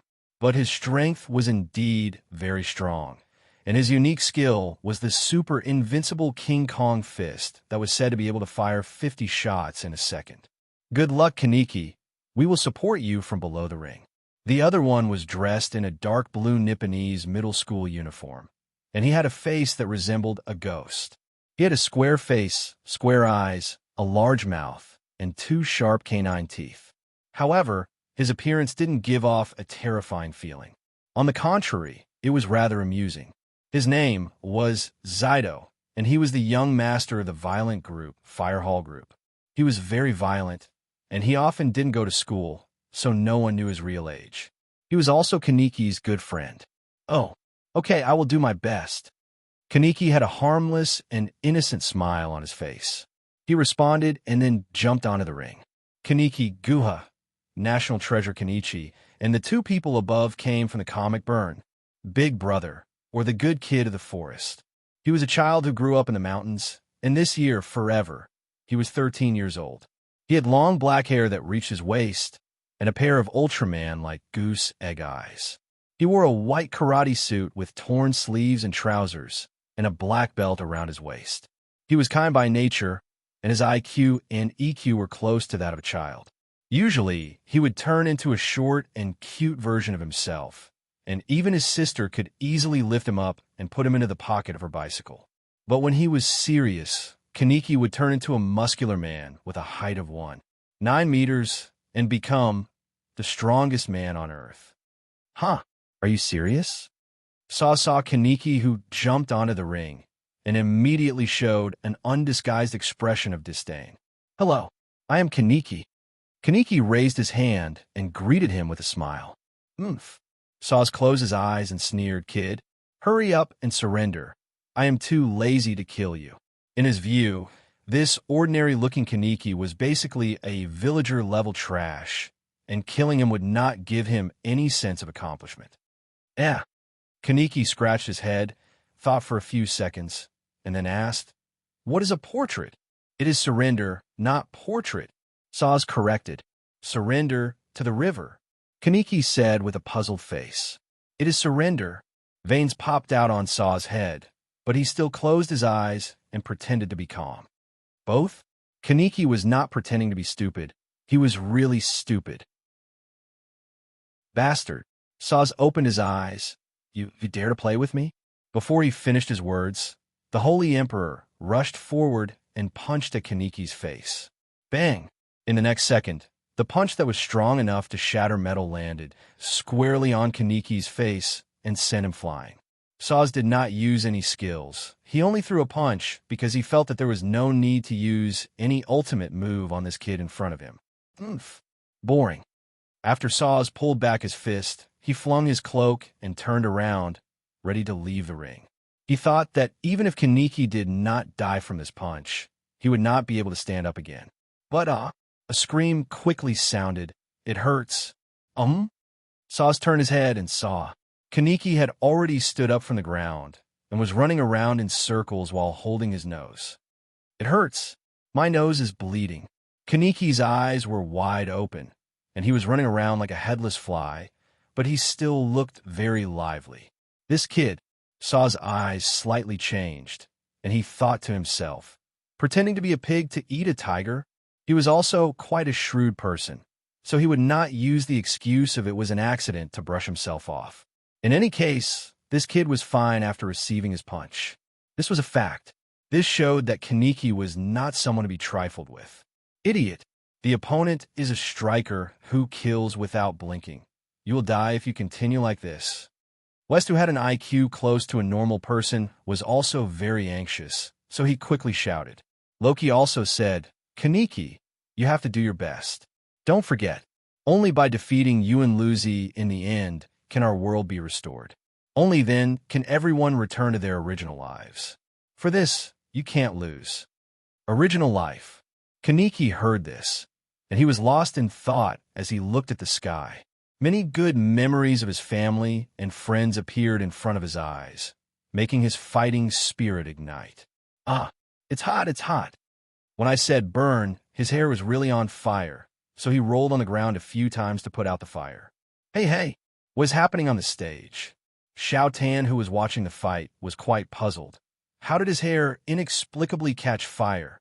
Because he is a character from a gag comic, there will be falling to the ground after hearing a joke, acting under the influence of the narration, and undergoing physical changes that transcend the laws of physics for the sake of the laughing fruit. Feng Bujue explained, of course, this character's strongest attribute, I'm afraid, is immortality. While they were talking, Saz on the stage took off his cloak. Kid, Saz glared at Kanek. Trying to play tricks in front of this emperor is useless. His expression gradually turned ferocious as his muscles tensed up. Since you like to act smart, I'll let you experience what it means to be in despair. Oh, for everyone, I will not lose. At this time, Kaneki also became serious. He put on a basic karate posture, facing his opponent, ready to fight. At this point, this battle can be considered as the real beginning. Chapter 833. His fighting spirits soared, and the battle began. On the stage, Saith's body flickered and turned into a shadow as he floated out. In the universe of Fist of the North Star, Saith's overall ability could be ranked in the top 3. Whether it was strength, speed, skill, or intelligence, they were all top-notch. Compared to Fist of the North Star's inside-out method of destruction, Southern Holy Fist was a yang assassination fist that cut through the opponent's body at super high speed. Therefore, Saith's strongest point was speed. Take this, Polar Cross Fist. In the blink of an eye, Saith was already behind Kaneki. His fists were like the wind as he unleashed a barrage of attacks. But his fists all landed on empty air. What? Seeing his attacks miss, Saith was shocked. This kid can actually keep up with me? Actually, he was wrong.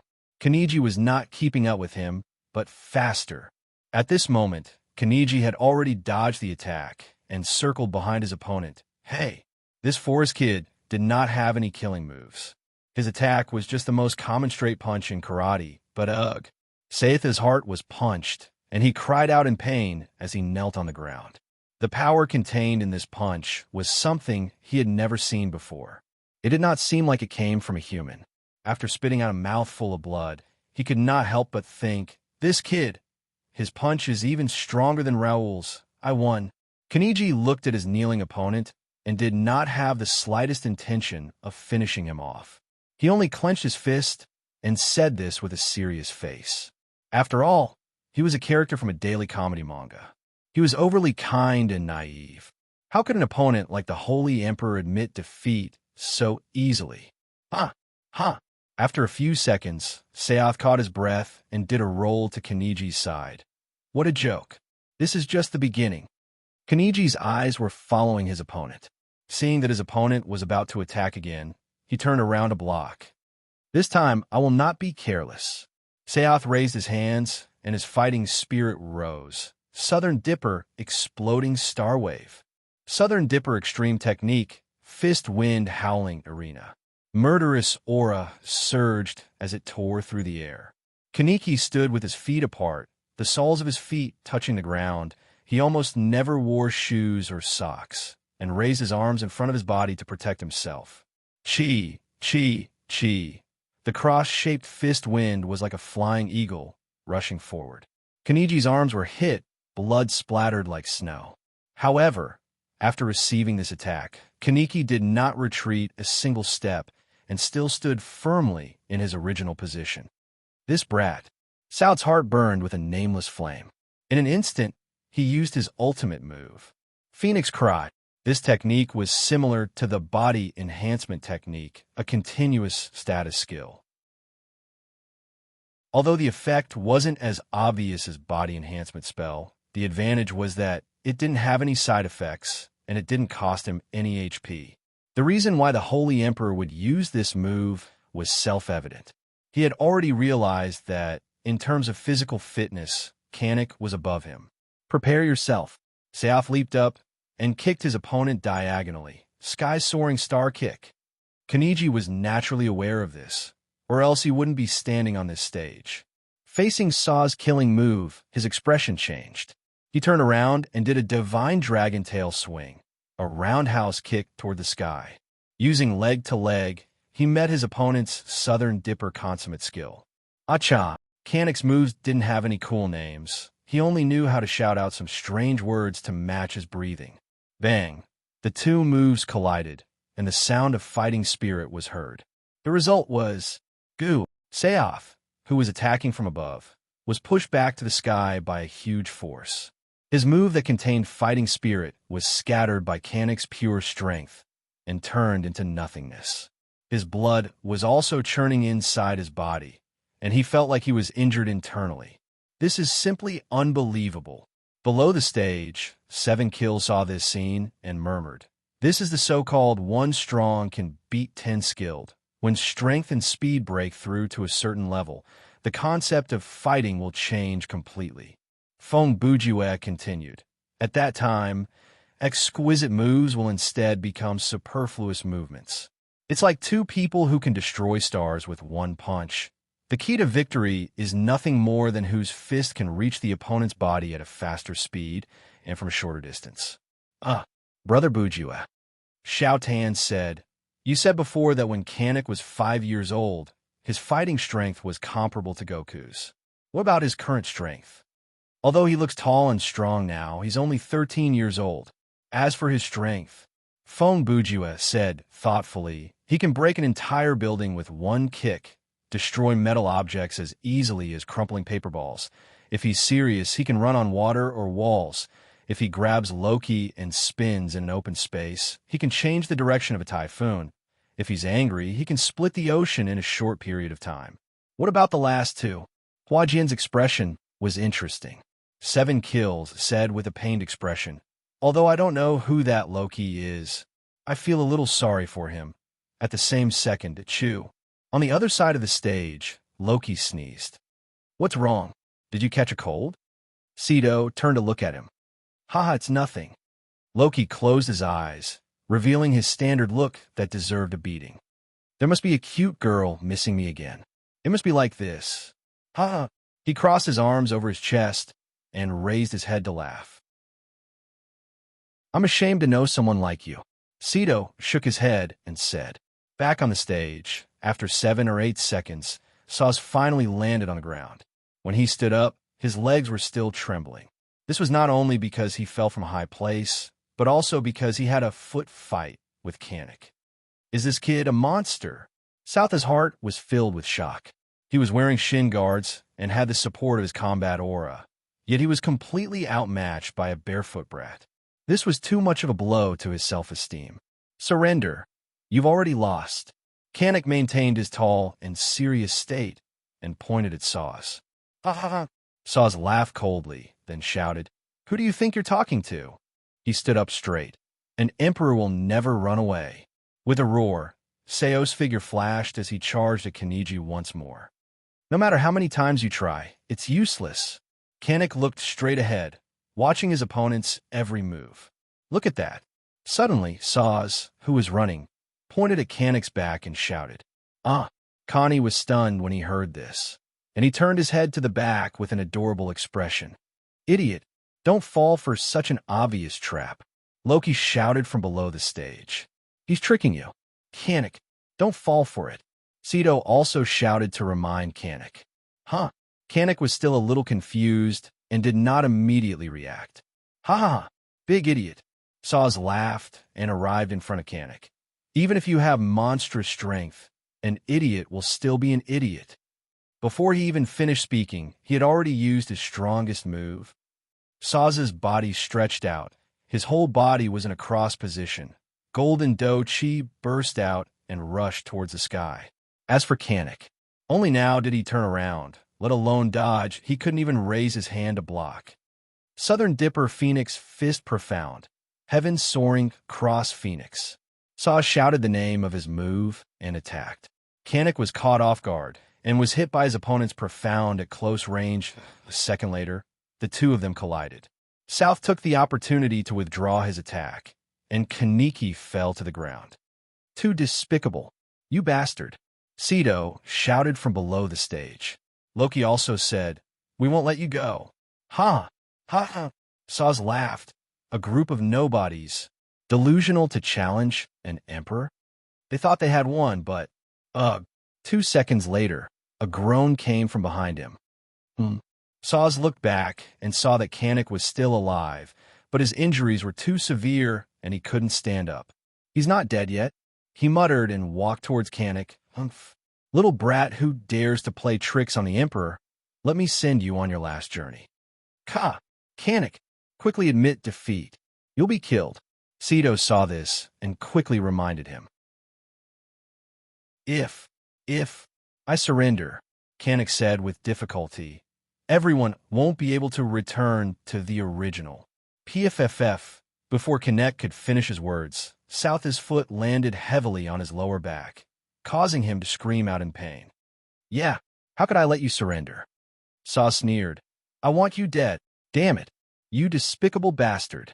Loki couldn't help but want to rush up the stage, but before the end of the battle, the barrier around the stage prohibited anyone from entering.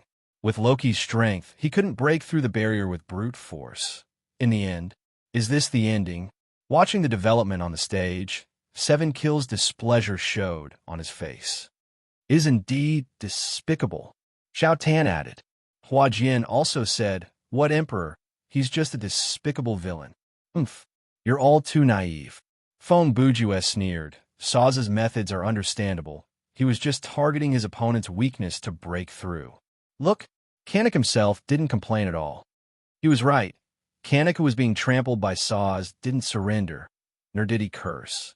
He just silently endured the attacks, endured the consequences of his own carelessness. Objectively speaking, this battle was fair. The loser should first find the reason for his defeat. Feng Bujue said, even if Kanek lost in the end, he can't blame anyone but himself for being too naive and falling for such an obvious trick. Even if you say that, 7 Kills said, it's impossible for our mentality to be as detached as yours all of a sudden. Hua Qin said.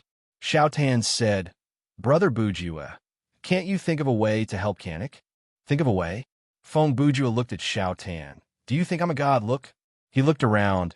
There's so many righteous gods staring at the stage with righteous indignation. If there was a way, they would have already done it. Would I even have a chance? Okay, Xiao Tan said with some disappointment. Hua Jian and 7 Kills heard this, and their expressions sank. Huh. Seeing their expressions, Feng Bujue laughed. I'm just kidding. Huh. The 3 were stunned. You really have a way? It's about time to end you. Source stomped on Kanek for a while. When Kanek was about to die, he said with satisfaction, I'll cut off your head to end this. He raised his right hand. No! Kanek, wake up. Ceto and Loki's cries of grief and indignation could no longer help their friend. At this moment of life and death, suddenly, from afar, there was a loud roar. Canik, kill that guy, and I'll treat you to beef hot pot. Chi. As soon as he finished speaking, Source's final attack was launched. But his fist only cracked the ground. Canik, who was under his foot, disappeared in the blink of an eye. What? Source's expression changed. He can still move? Rumble, rumble, rumble. In the next second, the entire ground began to shake. An invisible pressure seeped through the barrier of the arena and affected everyone present. On the other hand, Saz was already on the verge of kneeling. The insufferably arrogant Saint Emperor only felt his legs turn to jelly. An instinctive fear enveloped him, causing him to break out in cold sweat. He had already sensed that the tall figure standing behind him and locking onto him with a beast-like gaze. On the martial arts practice stage, a powerful background music started to play. No one clearly saw how Canik, who had just revived from the dead, appeared behind Saz. They only knew that the Holy Emperor was most likely dead. You? Saz turned his head abruptly and glared at his opponent. At this time, Canik's eyes were emitting a blazing white light, and his entire body was burning with an invisible power, as if he was an indestructible and unparalleled humanoid weapon. Just his aura alone was enough to make people want to admit defeat. How? How can this be? Saz muttered. This man who is nothing. What kind of power is this? Oh, beef hot pot. This was Canik's first and only line after going all out. F***CK. These two words were the most authentic portrayal of Saz's heart at this moment. Bang. One punch, just one punch, and the Holy Emperor was defeated. As the saying goes, the world's martial arts are all born of the Rising Dragon. Canik had used a single Rising Dragon fist to instantly kill Saus. Saus had been sent flying into the sky, breaking through the barrier and turning into a star. Martial arts practice stage ended. Winner, Canik Gua. Loser, Saus. Chapter 834. Just as the martial art competition was in full swing, outside of unique planes, at the border of the alternate dimension, a spaceship slowly flew out of a crack in space and stopped in the wasteland. After the spaceship stopped, the cabin door opened and a few figures slowly walked out. In this group of people, there was a very special existence. Everyone else was walking normally. Only he sat in a spherical mini spaceship. The spaceship was completely black, with a few yellow air valves installed around its base from afar. It looked like a baby carriage without wheels floating in the air. And the person sitting in the spaceship, his body was similar to a human child. Of course, judging from the upper half of his body that was exposed, he was not a human. His skin was made up of 3 colors, white, purple, and pink. He didn't have any hair on his head, only a dark purple, bulging skull, and 2 straight sharp horns on both sides of his head. Behind his buttocks, there was a thick and long tail. From its shape, it was similar to a dinosaur's tail. Other aspects, other than his hairless body, as well as his strange muscle texture and skin structure, he could be considered a humanoid creature. Oh, as soon as he got off the spaceship, he noticed something with the battle ability detector on his left eye. That direction, there's a large number of people with high battle abilities gathered. A handsome man standing beside him. Ignoring his light green skin and dark green hair, his appearance was similar to a human's, and he was indeed handsome, said in a low voice. There's too many of them, and their battle abilities are uneven. He paused. Looks like the battle ability detector isn't reliable. As he said this, he reached out to take off the detector on his face. But the person sitting in the spaceship stopped him. Wait, Mr. Sapo. Sapo heard this and immediately stopped. What do you mean? Among that group of people, there might be people with long-range sensing abilities. The person on the spaceship continued. With the detector, even though it's not completely safe, but it can prevent a sneak attack to a certain extent. Sapo looked at him and said with admiration, as expected of King Frisia, you are indeed wise. Oh, Frisia let out a strange laugh, then turned to look at the other 2 attendants beside him and said, Mr. Chui, Mr. Dodoria? Yes. Chui had dark purple skin all over his body. He had a buttock's head, octopus lips, and a blowhole on both sides of his head. He had no nose. Yes. Dodoria was a pink fatty whose entire body was covered with spikes. Every time they saw him, they couldn't help but wonder if Akira Toriyama had designed this character based on some kind of adult product. After the two subordinates responded, Frisia took the opportunity to order. In the place outside the martial arts practice stage and ancient wisdom city, there must be some strong people who escaped the net. Those people, I will leave them to you to deal with. He understood. Chui and Dodoria were both violent, opinionated, and had worrying IQs. Therefore, when they received a mission similar to clean up the battlefield and clean up the miscellaneous fish, they were still complacent and eager to give it a try. Mr. Dongjua. Then, Frisia called another person's name without turning his head. Oh, what's the matter? A middle-aged general with a stubble, a short and fat figure, and wearing dark armor stepped forward and responded. In the Wushuang world, Dong Zhuo should be considered the least popular character. In terms of setting, he was a sloppy fatty who was greedy for money, lecherous, and swayed according to the wind. In the story of Wushuang Orochi, he had switched factions several times for money. Moreover, from time to time, he would kidnap female generals, slaughter civilians, and bully the weak in some external plots. In the entire Wushuang series, Grand Preceptor Dong basically shouldered all the dirty and tiring work. He was a complete and unremarkable little villain. Why was he called a little villain? Because the big villain was Yuan Luji. These days, the big villain had to be both handsome and strong. Even if they were not handsome enough, they had to be domineering, cool, and have a distinct character. They had to be able to whitewash themselves when necessary. As for the little villain, they were the kind of existence that people despised, hated, and disliked. In the end, they would be beaten to a pulp to vent their anger. Mr. Dongjua, next, you will be the vanguard, Frisia said, and raised his hand to signal to Sappo. Don't worry about anyone stopping you. Mr. Sappo will go with you. After saying this, Frisia shrank his neck and leaned into the aircraft. I need a rest for a few hours to adapt to the atmosphere and gravity of this space. During this period, the Special Forces will be responsible for the security work around the spaceship. Understood. Before Frisia's voice died away, the 5 subordinates behind him responded in unison. They were of different sizes and skeletons. When I'm done resting, the miscellaneous fish blocking the way should have been cleaned up. Frisia closed his eyes. At that time, I will personally meet Yuan Luji. At the same time, beside the arena. What's going on? A necromancer in a grayish-white Taoist robe with a purple brocade draped over his shoulders suddenly turned his head and looked into the distance with an uneasy expression. What's wrong, Master Zhuan? Lords with Ci. Zhao Yun, who was standing beside him, immediately asked. That direction, Ci murmured without looking away.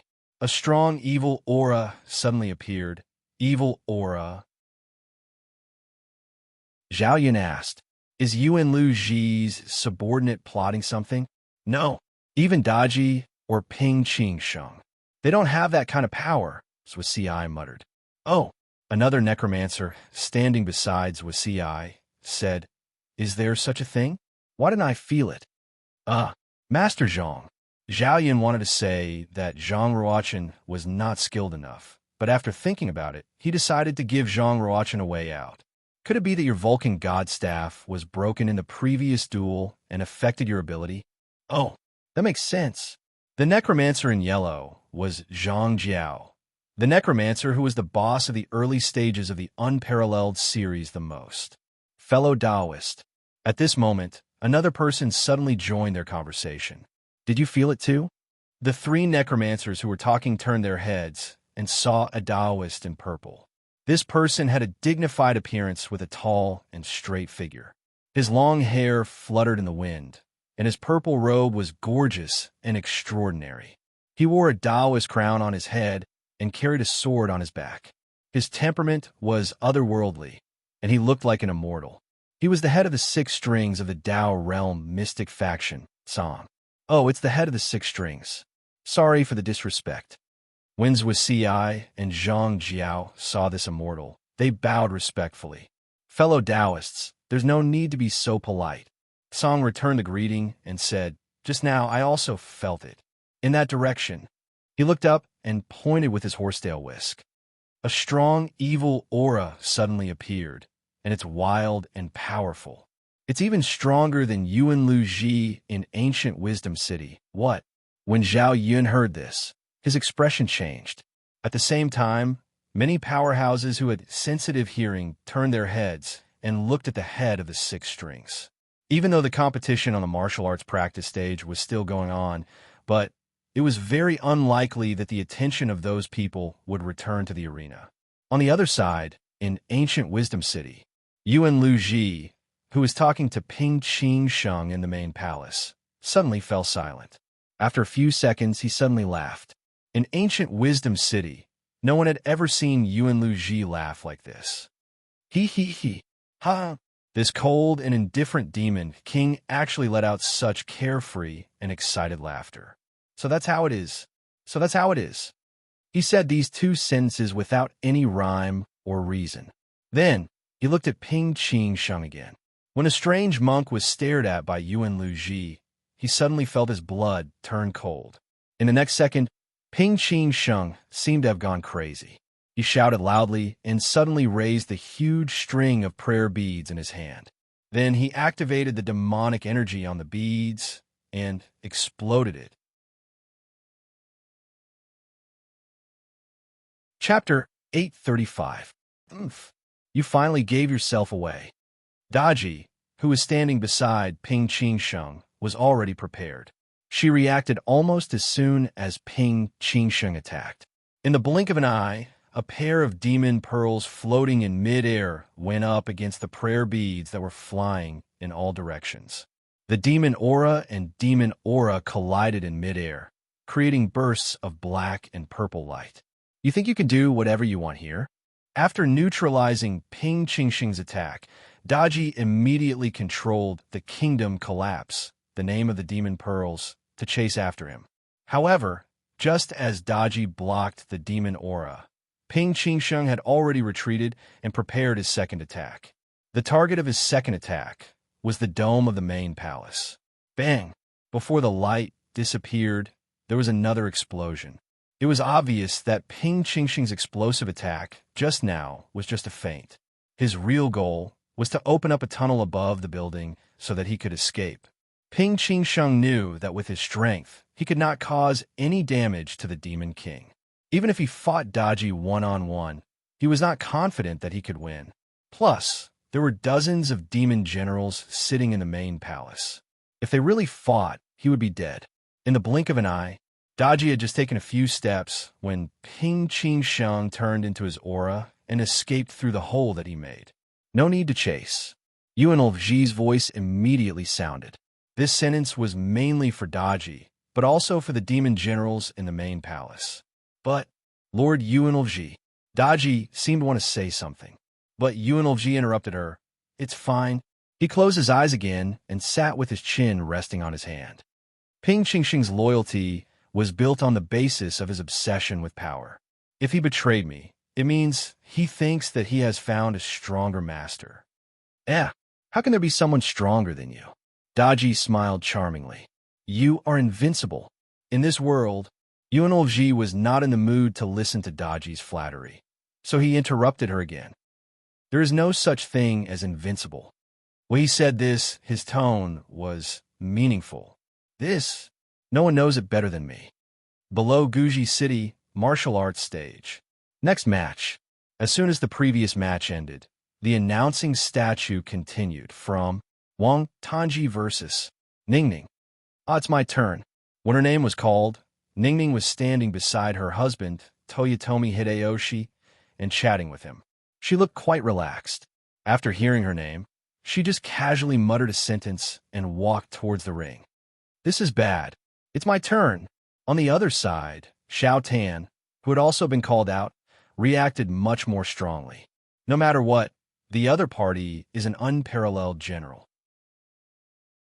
Even if his strength is not as strong as the demon generals under Lu Ji's command, it's impossible for me to deal with him so easily. Brother Ju, who was standing near Xiao Tan, once again said some unpleasant words with a smile on his face. Good luck. I hope you'll be able to play a little naked in the duel. I'll cheer for you too. 7 kills also added. But if possible, I hope you'll be defeated by me. Let me make it clear in advance. If you're beaten half to death, I won't heal you.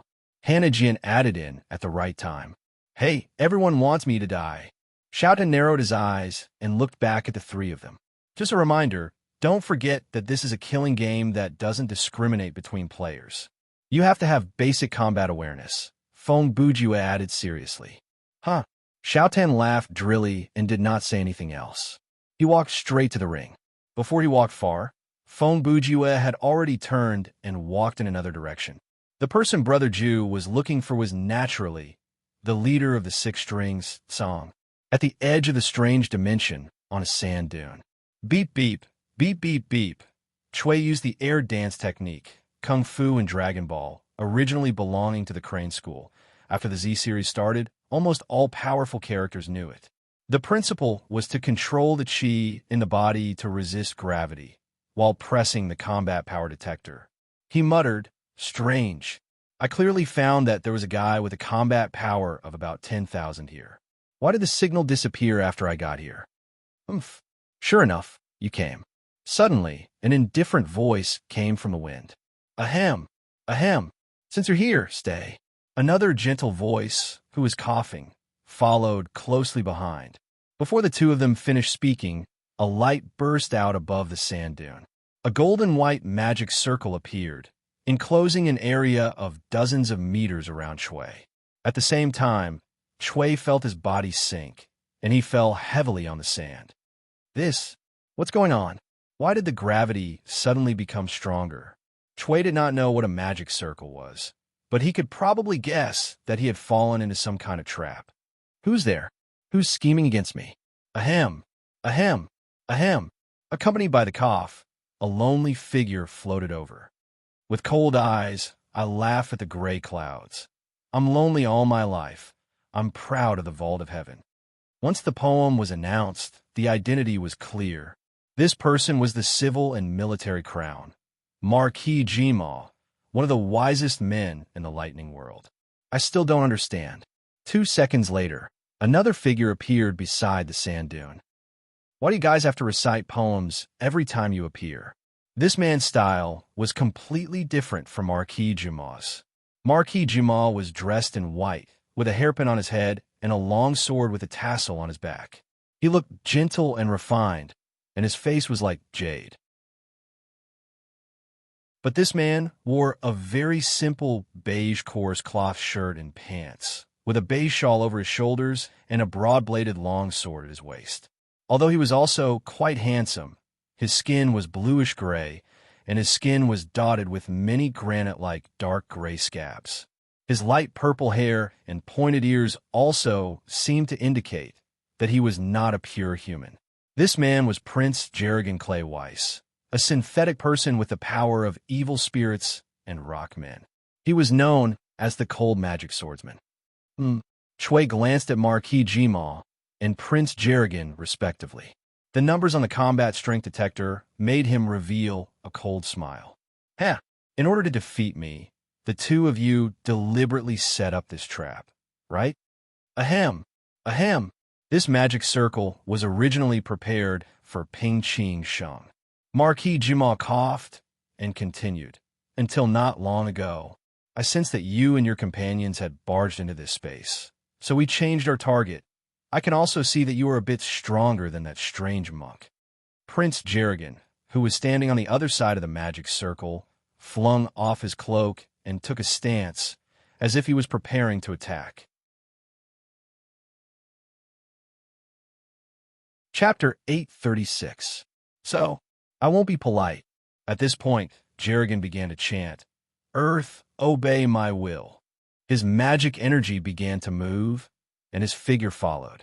When the incantation was uttered, Jerrigan knelt on one knee, gathered his magic power in his palm, and shouted, "Earth and thunder!" Chi! Accompanied by a sharp sound, a rock vein spike suddenly broke out of the sand under Chui's body and rose from the ground. Ugh! Chui, who was affected by the array, found it difficult to move. He couldn't dodge in time and was stabbed in the back of his waist. But Tisa actually didn't penetrate his body. Jerrigan looked at his opponent, who was stabbed into the sky and fell back down and coldly spat. It was reasonable to say that an attack-type elven magic like Earth and Thunder could easily penetrate flesh and blood. Even if the victim was wearing steel armor, it would be useless. Unfortunately, what Chui was wearing was not steel armor, but the unique battle suit of the Dragon Ball universe. This kind of battle suit combined the advantages of defense, toughness, lightness, and fit. It was extremely powerful. If it was graded according to the quality in the game, it would be at the legendary level. First of all, the defensive power. Whether it was facing energy waves or punches and kicks, the battle suit could effectively and greatly reduce the force of the attack. Some of the powerful energy bombs would directly disperse when they hit the battle suit, and there was no need to dodge. As for toughness, to give the most direct example, at the end of the Scion chapter of Dragon Ball, Vegeta, who had transformed into a great ape, was wearing a battle suit, and that suit, after he transformed, it still didn't explode. As for lightness and fit, it was more or less related to toughness. The material of this battle suit was like a rubber band that could return to its original size after being expanded 300 times. After wearing it, there was no sense of weight, and it could move freely. It could be said that, at the level of battle power less than 500,000, in a battle that purely relied on physical damage, such a battle suit was enough to change the final outcome. This was also why Chui, who was hit by Earth Blast, which dealt physical damage, only suffered a little bit of damage. It couldn't even be considered a serious injury. Puffa! Chui spat out a few mouthfuls of sand that he had eaten and stood up again. He glared fiercely at Jellugandan and said, "Bastard, you suddenly attacked." After saying that, he suddenly raised his arm and shouted, "Trash with only 10,000 battle power, die for me." As he shouted, killing intent filled the air. In an instant, a powerful force flew out from Chui's palm, rushing straight towards Emperor Jellugandan. In any case, Chui was a man with a battle power of around 18,000. He was comparable to Vegeta when he first conquered Earth. Even under the restriction of the array, he could still release terrifying energy waves to injure people. Cough, cough, cough. A series of light coughs brought out a floating figure. The Marquis of Loneliness, who had already predicted the enemy's movements, had been waiting for this moment. In the blink of an eye, the Marquis of Loneliness's figure flashed and arrived at the trajectory of the energy waves. He swung his sword and used his ultimate move, Lonely Boat Nightlight Palm Sword. The sword flashed, and true energy burst out. As the light and shadow intertwined, the energy released by Chui was actually reflected back by the Marquis of Loneliness. Moreover, its power was even stronger. What? Chui was startled when he saw this, and hurriedly raised his arm to block. Seeing this, Emperor Jellugandan also took advantage of the situation to chase after him. In an instant, he moved several meters to the side at high speed and chanted again, "Light, please concentrate all your radiance on me and break the darkness of this abyss." Before the incantation ended, a white radiant spear formed by magic suddenly condensed in his hand. This time, Emperor Jellugandan had learned his lesson and chose a spiritual-type spell that was even more powerful. Blazing Flash Cannon. Because he had the power of the evil goblin in his body, Emperor Jellugandan's casting speed and magic power were far superior to ordinary humans. Even if he put aside his outstanding physical ability, in terms of using magic, he was still at the level of a first-rate high mage. Therefore, the lethality of this attack was by no means weaker than Chui's energy waves. Bang! Boom! Two slightly different explosions sounded almost at the same time. In order to defend against the energy waves coming from the front, Chui's side body exposed a flaw. The blazing flash cannon hit him in the ribs and penetrated his body. Damn it. When the sand and dust dispersed, Chui spat out blood, but his blood was not red, and fell to the ground, unable to get up. How could I die? In this, although your battle power is higher than Ping Ching Sheng's, Emperor Jialugong said as he walked into the formation. Emperor Jialugong said as he walked into the formation. But his combat experience, adaptability, and intelligence are all so weak that it's laughable. You actually... Chui's eyes widened in surprise as he watched the figure of the other party approaching. You can actually walk so easily under 50 times the gravity? Emperor Jialugong said coldly. Humph, aren't you wearing a detector? Why don't you see for yourself? Beep, beep, beep. The focus of Chui's line of sight immediately shifted to the battle power detector in front of him. 2 seconds later, his expression abruptly changed. Are you kidding me?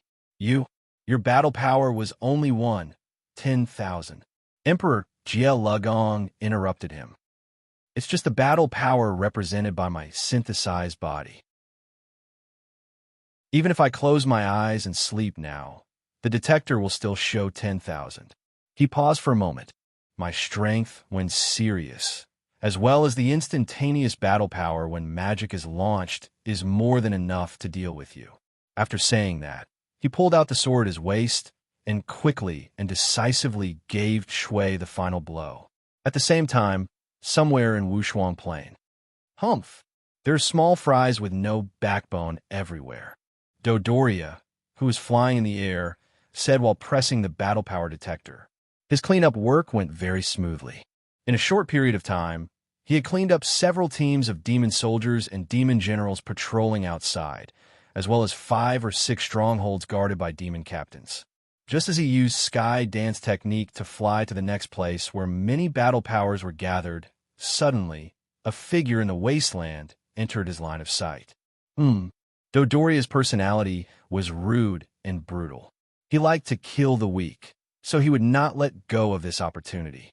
With a burst of chi, he flew to the front of the figure and landed with great momentum. Dodoria grinned and stopped in front of the other party. So it's just an ordinary uncle. Let me see your battle power. Beep, beep. Dodoria saw the number displayed on the battle power detector and laughed. Trash with only 5 battle power. The uncle standing opposite him looked at Dodoria calmly. Excuse me, what can I do for you? Chapter 837. What's the matter?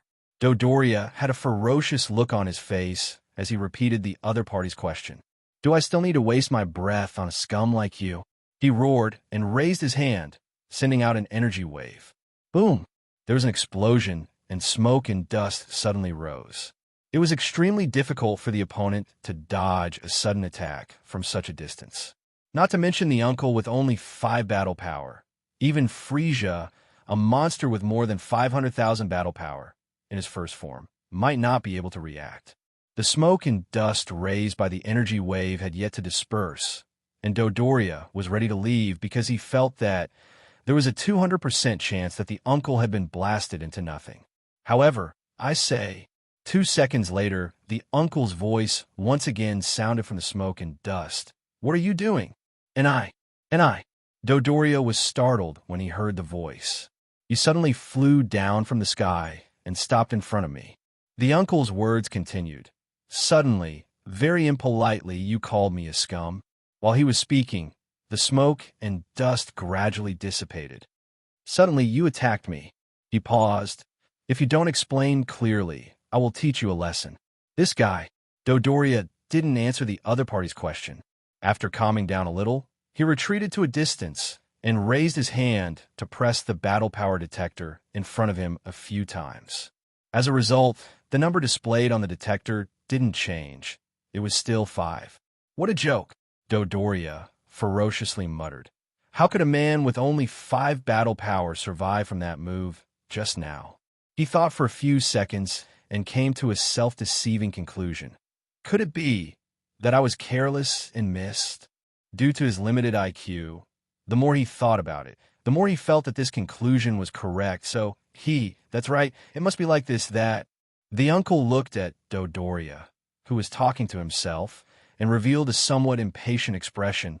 "What are you muttering about over there? It's not too late to apologize." "Bastard," Dodoria shouted. "You actually want me, Lord Dodoria, to apologize to you, a scum with 5 battle power?" As he spoke, he had already used the sky dance technique to rise into the air and condensed his chi. "This time I won't miss. I'm going to smash you into pieces." "I see."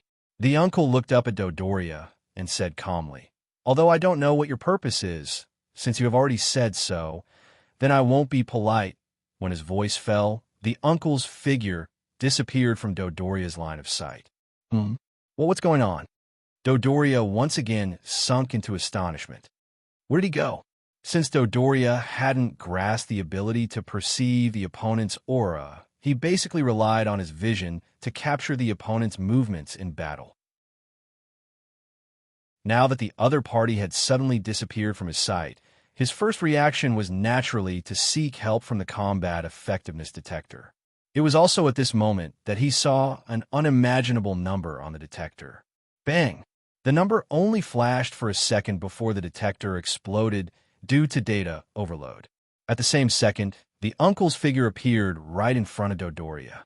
A straight punch, a very simple straight punch. This was the uncle's first and last move in this duel. The uncle couldn't fly, so he just jumped up, jumped in front of the opponent, and launched an attack without any skill at all. But in the next second, Dodoria's head was smashed open like a watermelon. With a crack sound, the fluids in his skull gushed out, announcing the end of his life.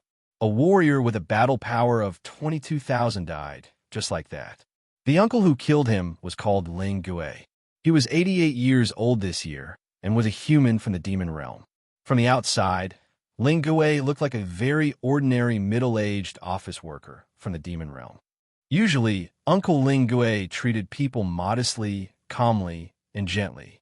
At home, he was a good husband and a good father. At work, he was a good senior and a good role model. However, when necessary, Uncle Ling Gue could also display an invincible battle power. On the other hand, Sapo and Dongzhi were on the other side. The two people, who were rushing all the way down Guji City, soon arrived in front of the suspension bridge guarded by Date Massimian. Dongzhi had no intention of negotiating with the other party. He hid in the distance and instructed Sapo to kill Date, who was blocking the road. Sapo didn't care. Wasn't it just killing a few people? As Frisia's right-hand man, he had participated in countless star destruction operations. Not to mention the hundreds of people at the bridgehead. Even if there were hundreds of thousands, millions, or even hundreds of millions, it was just a number to him. Therefore, Sapo didn't hesitate to fly into the air and send a powerful energy wave toward the bridgehead. Such a wave could probably destroy half of the city on Earth in the Dragon Ball universe. But in this different space, the power of this attack could only affect a radius of 100 meters at most. And because Date's position was just at the edge of the barrier, the power of Sapo's energy wave was offset by the barrier. Therefore, after a dazzling explosion, the demon soldiers at the bridgehead were all dead, and Date was only slightly injured. After this sudden attack, Date didn't say anything and ran toward Guji City with his tail between his legs. He also understood that the opponent in front of him was not someone he could deal with. When it was time to retreat, he had to retreat. He didn't want to throw away his life in vain. Haha, Date, that kid ran really fast. After the bridgehead was cleared, Dongzhi was shamelessly followed up and laughed proudly. He must have been frightened by Mr. Sapo's strength. Oomph. Sapo lowered his head and sneered. It turns out that the unparalleled demon general, who relied on Ryo Luji, is only so. He flipped his hair and said, "It seems that except for Ryo Luji, the other guys are not worth mentioning." "Ha, you're right." Dongzhi laughed. "I also think that with the strength of those guys, there is no need for King Frisia to take action. Mr. Sapo, you can deal with them all." "Oh, you're flattering me, General Dong." Sapo spread out his hands, closed his eyes, and shrugged. "There are a lot of people with combat power ranging from hundreds to thousands. It will take some effort to kill them all." The two of them talked for a while, and then continued to move forward, heading toward the martial arts arena a few kilometers away. At the same time, on the martial arts arena. The martial arts arena is over. Winner, Wang Tanji. Loser, Ningning. A duel just came to an end. This duel was calm throughout the whole process. After a few short rounds of confrontation, Ningning chose to admit defeat. As a ninja, it was natural for him to be at a disadvantage if he were to discuss martial arts openly in the arena. Ningning was not the kind of stubborn person who would risk her life to fight with others. She was very clear that her strength was not in the top 10. So, she just symbolically exchanged a few moves with Xiao Tan. After confirming that Xiao Tan's speed was not slower than hers, she decisively surrendered. After the result was announced, Ningning smiled at Xiao Tan kindly and said, "Yo, little brother, you have to work hard for me. I have faith in you." "Ha, ha." Xiao Tan scratched the back of his head and laughed dryly. "I will work hard." On the other side, compared to the harmonious scene in the arena, there was a turbulent undercurrent below the arena. At this moment, many peerless heroes who noticed that Frisia's group had invaded this dimension gathered around Song and discussed countermeasures with him. There were also many people who came to help after hearing about the situation here, including Feng Bujue. Of course, Brother Ju came to help so enthusiastically because he had a personal purpose. As a player, his starting point was different from these NPCs when he came up with a plan. However, at first glance, his plan was still very reliable. Well, Brother Feng's plan of driving the tiger to devour the wolf is indeed a good plan. Yes, if this plan works, Yuan Luji and Frisia will be injured and killed. No matter which side loses in the end, Yuan Luji's demon army will be damaged. This is a great opportunity for us to capture Guji City. As long as the Demon King is killed, the curse in the city will be destroyed, and our dimension can be restored. After Feng Bujue's persuasion, many masters, including Tsang, agreed with his plan. Then, let's do as Brother Feng said. Under the premise of preserving our strength, let Frisia and Yuan Luji fight like tigers and wolves. Then, we will wait for the opportunity to move. As Tsang spoke, he looked in the opposite direction of the ring. But there is a problem that needs to be solved urgently. He paused and turned to look at Feng Bujue. He asked solemnly, "How should we deal with the approaching strong enemy?" Oh, that Feng Bujue looked relaxed and replied, "The negotiation work. Leave it to me." Just as they were talking, the figures of Sapo and Dong Zhuo had already appeared in the range of their eyes. Next game, the copper lion statue on the side of the ring didn't care about this. As long as the martial competition was still going on, it would report what it should report even if the sky fell. Unfortunately, this time, it couldn't complete its mission. Whoosh! The sound of energy whistling cut through the sky. Sapo, who was flying in the air, raised his hand, and an orange-red energy wave hit the reporting statue on the side of the ring, causing a violent explosion. This strike shattered the announcing statue and also shattered the order of the martial competition. The prelude to a chaotic battle began.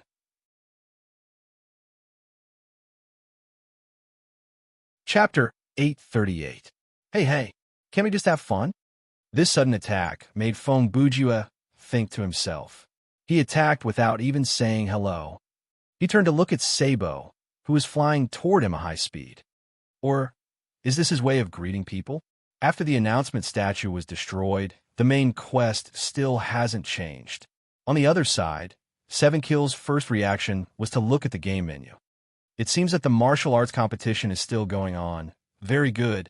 Before my name is called, there's already a change. Hua Jian was secretly delighted, although she did not know how the situation would unfold. As the weakest of the 5 players in terms of individual combat ability, she definitely hoped that the situation would be as chaotic as possible. What's going on? As for Xiao Tan, who had just walked down from the arena, he just looked around in confusion. Other than them, there was only one player left, Ruoyu, who was listening to Weinmark's lecture. She did not seem to notice the drastic change that was happening around her. At this moment, she was already in the heavens Wander Sword realm, whoosh pa pa. With the sound of something breaking through the air, two figures landed one after another. Everyone knew one of them. Grand Tutor Dong Zhua could not fly. Sabo had carried him here. He was 8 feet tall, with a big waist and heavy muscles. His face was wide and square, and his face was covered with a messy beard, which made him look rough and ferocious. He wore a strange-shaped crown on his head, a golden lion armor, and a wide purple-red robe. In his hand, he held an azura machete. His appearance was rough, but his ferocity was obvious. As for the other person, no one knew him. He had green hair and green skin, with a feminine face and a man's body. He was very beautiful and feminine, and he wore an exquisite forehead ornament and earrings on his face. He was wearing a combat suit with a pair of blue tight briefs. His legs were wrapped in 2 dark blue tight knee-length socks. His arms were covered with 2 purple tight thin sleeves, and a blue cloak was draped over his back. Thinking about it many years later, this guy's style was really shocking. If one had to describe it, this outfit was like a straight man who tried to pretend to be gay, but because of his bad taste, he ended up dressing up as a mighty pervert. Warriors from every space. I, Lord Sabo, am here to announce.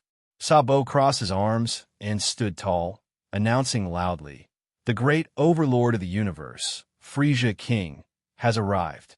His eyes scanned everyone's faces. "Submit to my king, and you can keep your lives. Otherwise, you will be destroyed along with this space." Brother Feng. At this time, Song lowered his voice and said to Feng Bujua, "Do you still think it's necessary to negotiate with him?" "Don't worry, Chief Xian. I have my ways." Feng Bujua might have said that he had a way, but he wasn't confident. Just as Brother Ju had prepared his speech and was about to step forward and bluff, suddenly, "Sabo, is it?" A deep, accented voice came from the sky, like the words of a god. "Who gave you the right and courage to interfere with my martial arts competition?" Everyone, including Sabo, could tell that the one who spoke was Yuan Luji. DDDD. Sabo raised his head and pressed the battle power detector a few times, and the number on the screen was 600,000. How could this be? Sabo was shocked. It's actually higher than Frisia King's first form. But 2 seconds later, he calmed down. Humph. But this is expected. Without this power, he wouldn't be able to make so many warriors helpless. He wiped the cold sweat from his temples and comforted himself. Anyway, in front of Frisia King's true power, you are just an ant. Thinking of this, Sabo raised his head and said loudly, "You are Yuan Luji, right?" Humph. He pretended to be calm and said, "I think you are quite strong. If you can pledge your allegiance to our king Frisia." So, Yuan Luji interrupted Sabo's words. "Your answer is Frisia, right?" Obviously, the Demon King was the leader of this conversation. TSK, I advise you not to use that tone to call the king's name. Sabo's face turned ugly. King Frisia King's power is not in the same dimension as you. Is that so? Yuan Luji's voice and tone did not change. That's good. I look forward to his arrival. Before he finished speaking, a purple light suddenly fell from the sky. That demonic light hit the place where the copper lion statue was originally placed. Now it was a pit. And in the blink of an eye, the purple light condensed and formed a new statue. But before he comes, 2 seconds later, Yuan Luji continued, "You better follow my rules." Damn it. Sabo squeezed out a few syllables from between his teeth, but under the pressure of the other party, he did not dare to speak. As Frisia's right-hand man, Sabo was much smarter than that simple-minded Dodoria who bullied the weak and feared the strong. That year, it was Sabo who, because he was worried that Science would threaten his position, proposed to Frisia to exterminate Science. It could be seen that he was cruel and ruthless and quite shrewd. Such a person would not suffer a loss when the odds were against him. He was very clear that King Frisia was far away, and if he angered Yuan Luji, his battle power of 24,000, current form, would be annihilated in minutes. So, he decided to endure for the time being. Well, what do you want? Sabo took a few seconds to adjust his mood, and then asked. Experts, At this moment, Yuan Luji's tone changed. This time, he was not talking to Sabo alone, but to everyone around the martial arts stage.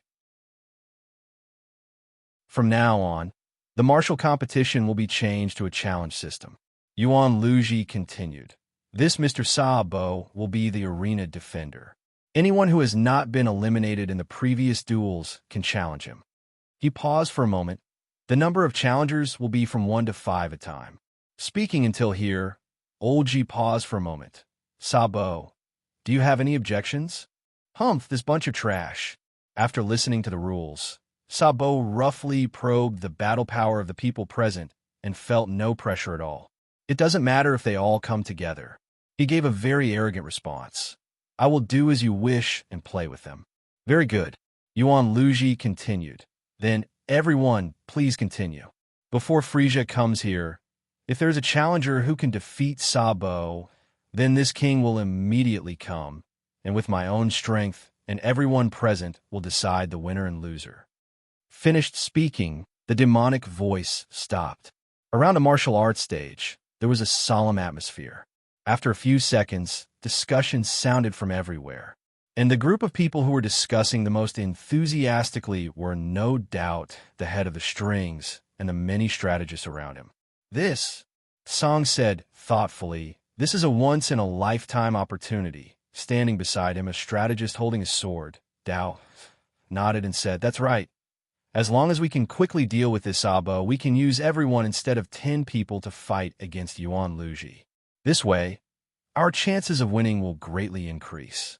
Once Yuan Luji dies in battle, the demon army that has lost the ability to resurrect will be vulnerable.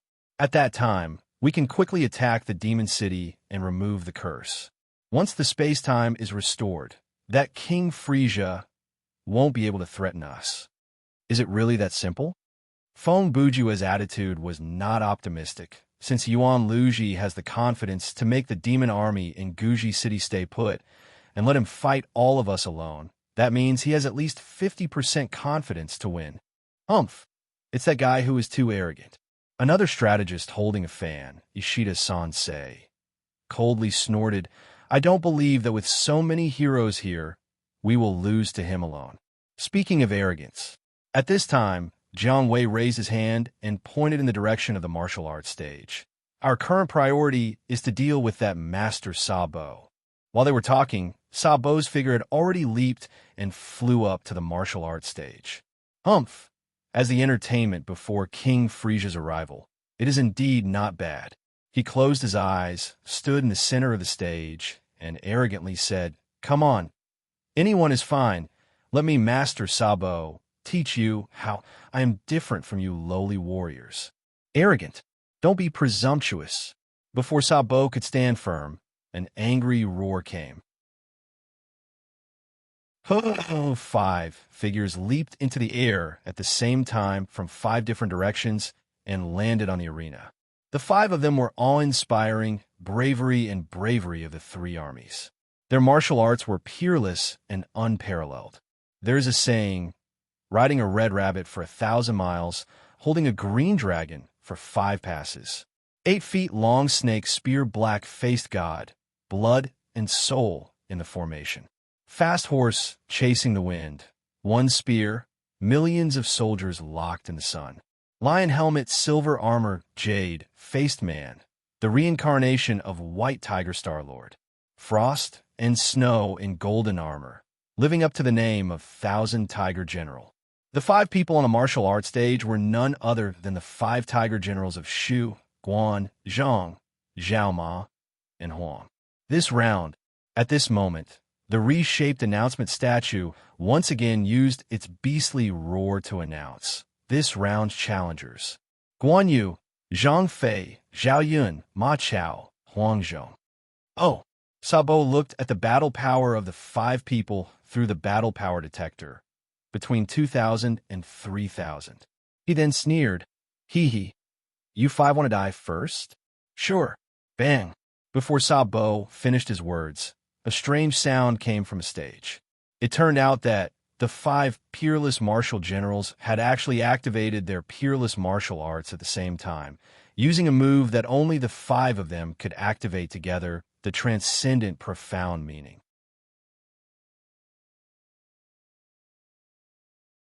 Chapter 839. Green Dragon Crescent Blade, Snake Spear, Dragon Gallbladder, Dragon Rider Point, Evil Slaying Whirlwind Slash. 5 murderous weapons attack from 5 different directions. Chop, Sweep, Stab, Flick, Chop. 5 moves at the same time as one. The 5 Tiger Generals, in perfect coordination, launched an all-around attack towards Sabo, who was in the center of the stage, with no blind spots and astonishing power. Sabo was surprised to see the number on the combat ability detector. But it was just a surprise. "Oomph, that's all you got," Sabo said, and then shouted, "Huh." With a burst of chi, his combat ability was clear. 24,000 combat ability was no small matter. Of all the heroes present, their combat ability under normal circumstances was not more than 3,000. Less than 30% of them had more than 5,000 combat ability, and only a few had more than 10,000 combat ability. Although their combat ability would change according to the battle situation, compared to Sabo, there was still a gap. The 5 unparalleled generals covered in unparalleled chi, used unparalleled profound skill, and their combat ability was not more than 15,000. The most important thing was that this move was based on physical attacks. Sapa unleashed his chi, forming an invisible force field that prevented him from coming into contact with the enemy's weapon. That was why his 15,000 combat power was not able to do anything. In the end, Guanzhong, Zhao Ma, and Huang's charge was blocked by Sabo's external chi. Not only did they not cause any damage to Sabo, they also suffered some internal injuries. Seeing this scene, all the heroes present sucked in a breath of cold air, and their expressions became solemn. The 5 generals faced a strong enemy and used their strongest move at the beginning. This strategy is correct, but Song, who was watching the battle from a distance, commented, "The gap in foundation and the difference in fighting methods. They are destined to return in defeat." Chief Xian's words are reasonable, but, Zhou Yu added, most of the other spectators would not have thought that the 5 Tiger Generals who used their strongest moves could not hurt their opponent at all. His expression changed. After this scene, their judgment of Sabo and their state of mind may change. Governor Zhou's analysis was very correct. The martial artists below the stage did not have any combat ability detector. Many of them had never even heard of the term combat ability. When these people judged whether their opponents were strong or not, they naturally relied on seeing. When the 5 Tiger Generals worked together, they were undoubtedly one of the strongest groups in the unparalleled universe. Yet, their strongest combined attack was useless. This made all the characters from the unparalleled series feel sad. Even some of the great beings from other universes felt the severity of the situation and began to discuss it. "I knew it. Yuan Luji wouldn't be so polite. So this sissy called Sabo is actually that strong. If this goes on, don't even talk about challenging Yuan Luji. This Sabo is enough to make us suffer." Fear was contagious, both chemically and psychologically. Even if there was a trace of fear, as long as it spread in the crowd, it could snowball and eventually evolve into an uncontrollable atmosphere. TSK, a bunch of spineless bastards. We haven't lost yet. Zhang Fei, who was on the stage, heard the comments below the stage and roared. Although this time he did not manage to produce the effect of roar breaks bridge, water flows backward, his momentum was still there. The 5 Tiger Generals on the stage immediately regrouped and wanted to fight with Sabo for hundreds of rounds. However, how could Sabo give them this opportunity? A tiger roar brought out an energy impact.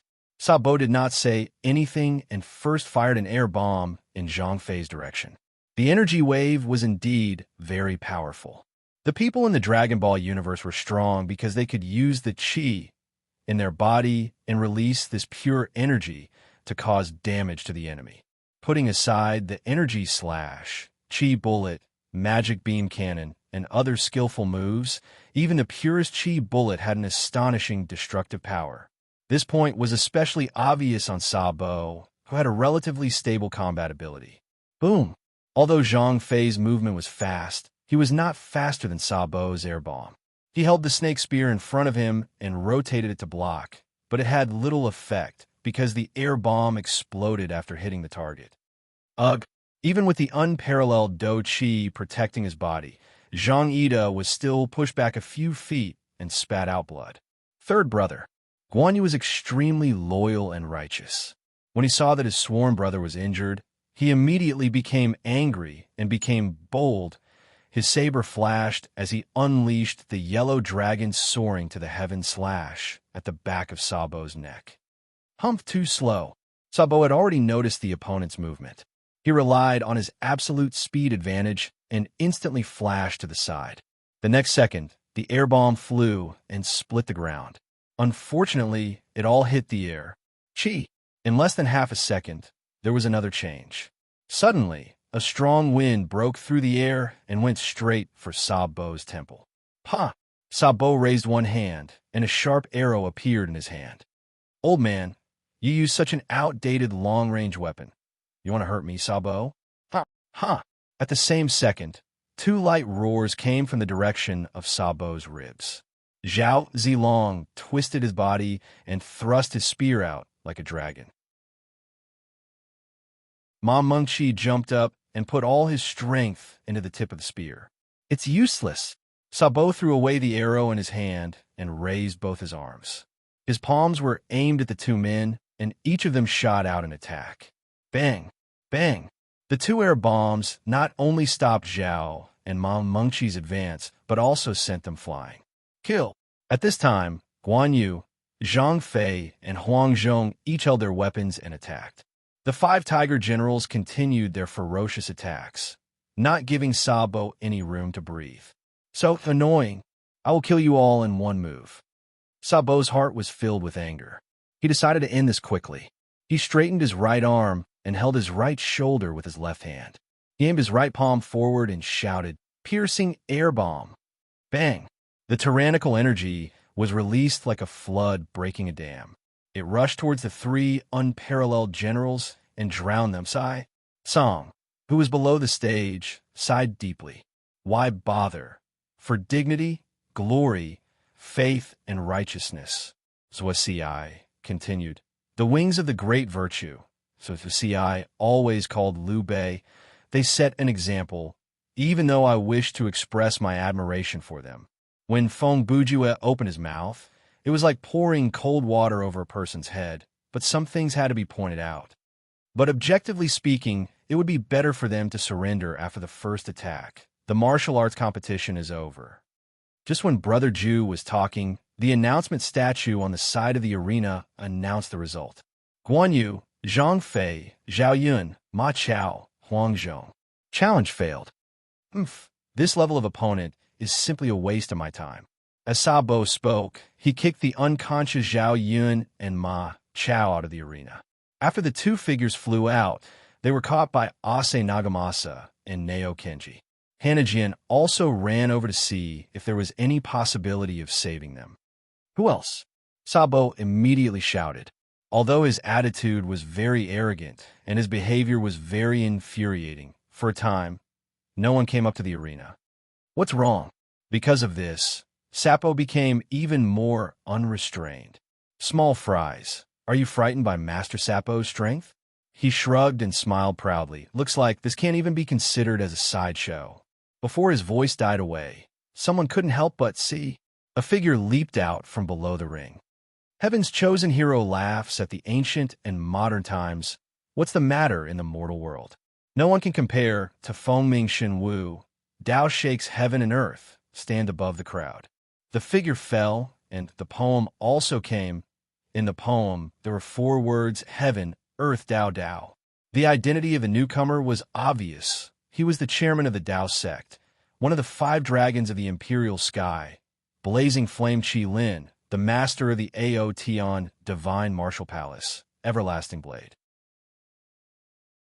This match, the announcement statue timely announced, the challenger, everlasting blade. Today, after everlasting blade stood firm, He raised his sword and looked at Sabo and said in a deep voice, "I will let you realize your own shallowness."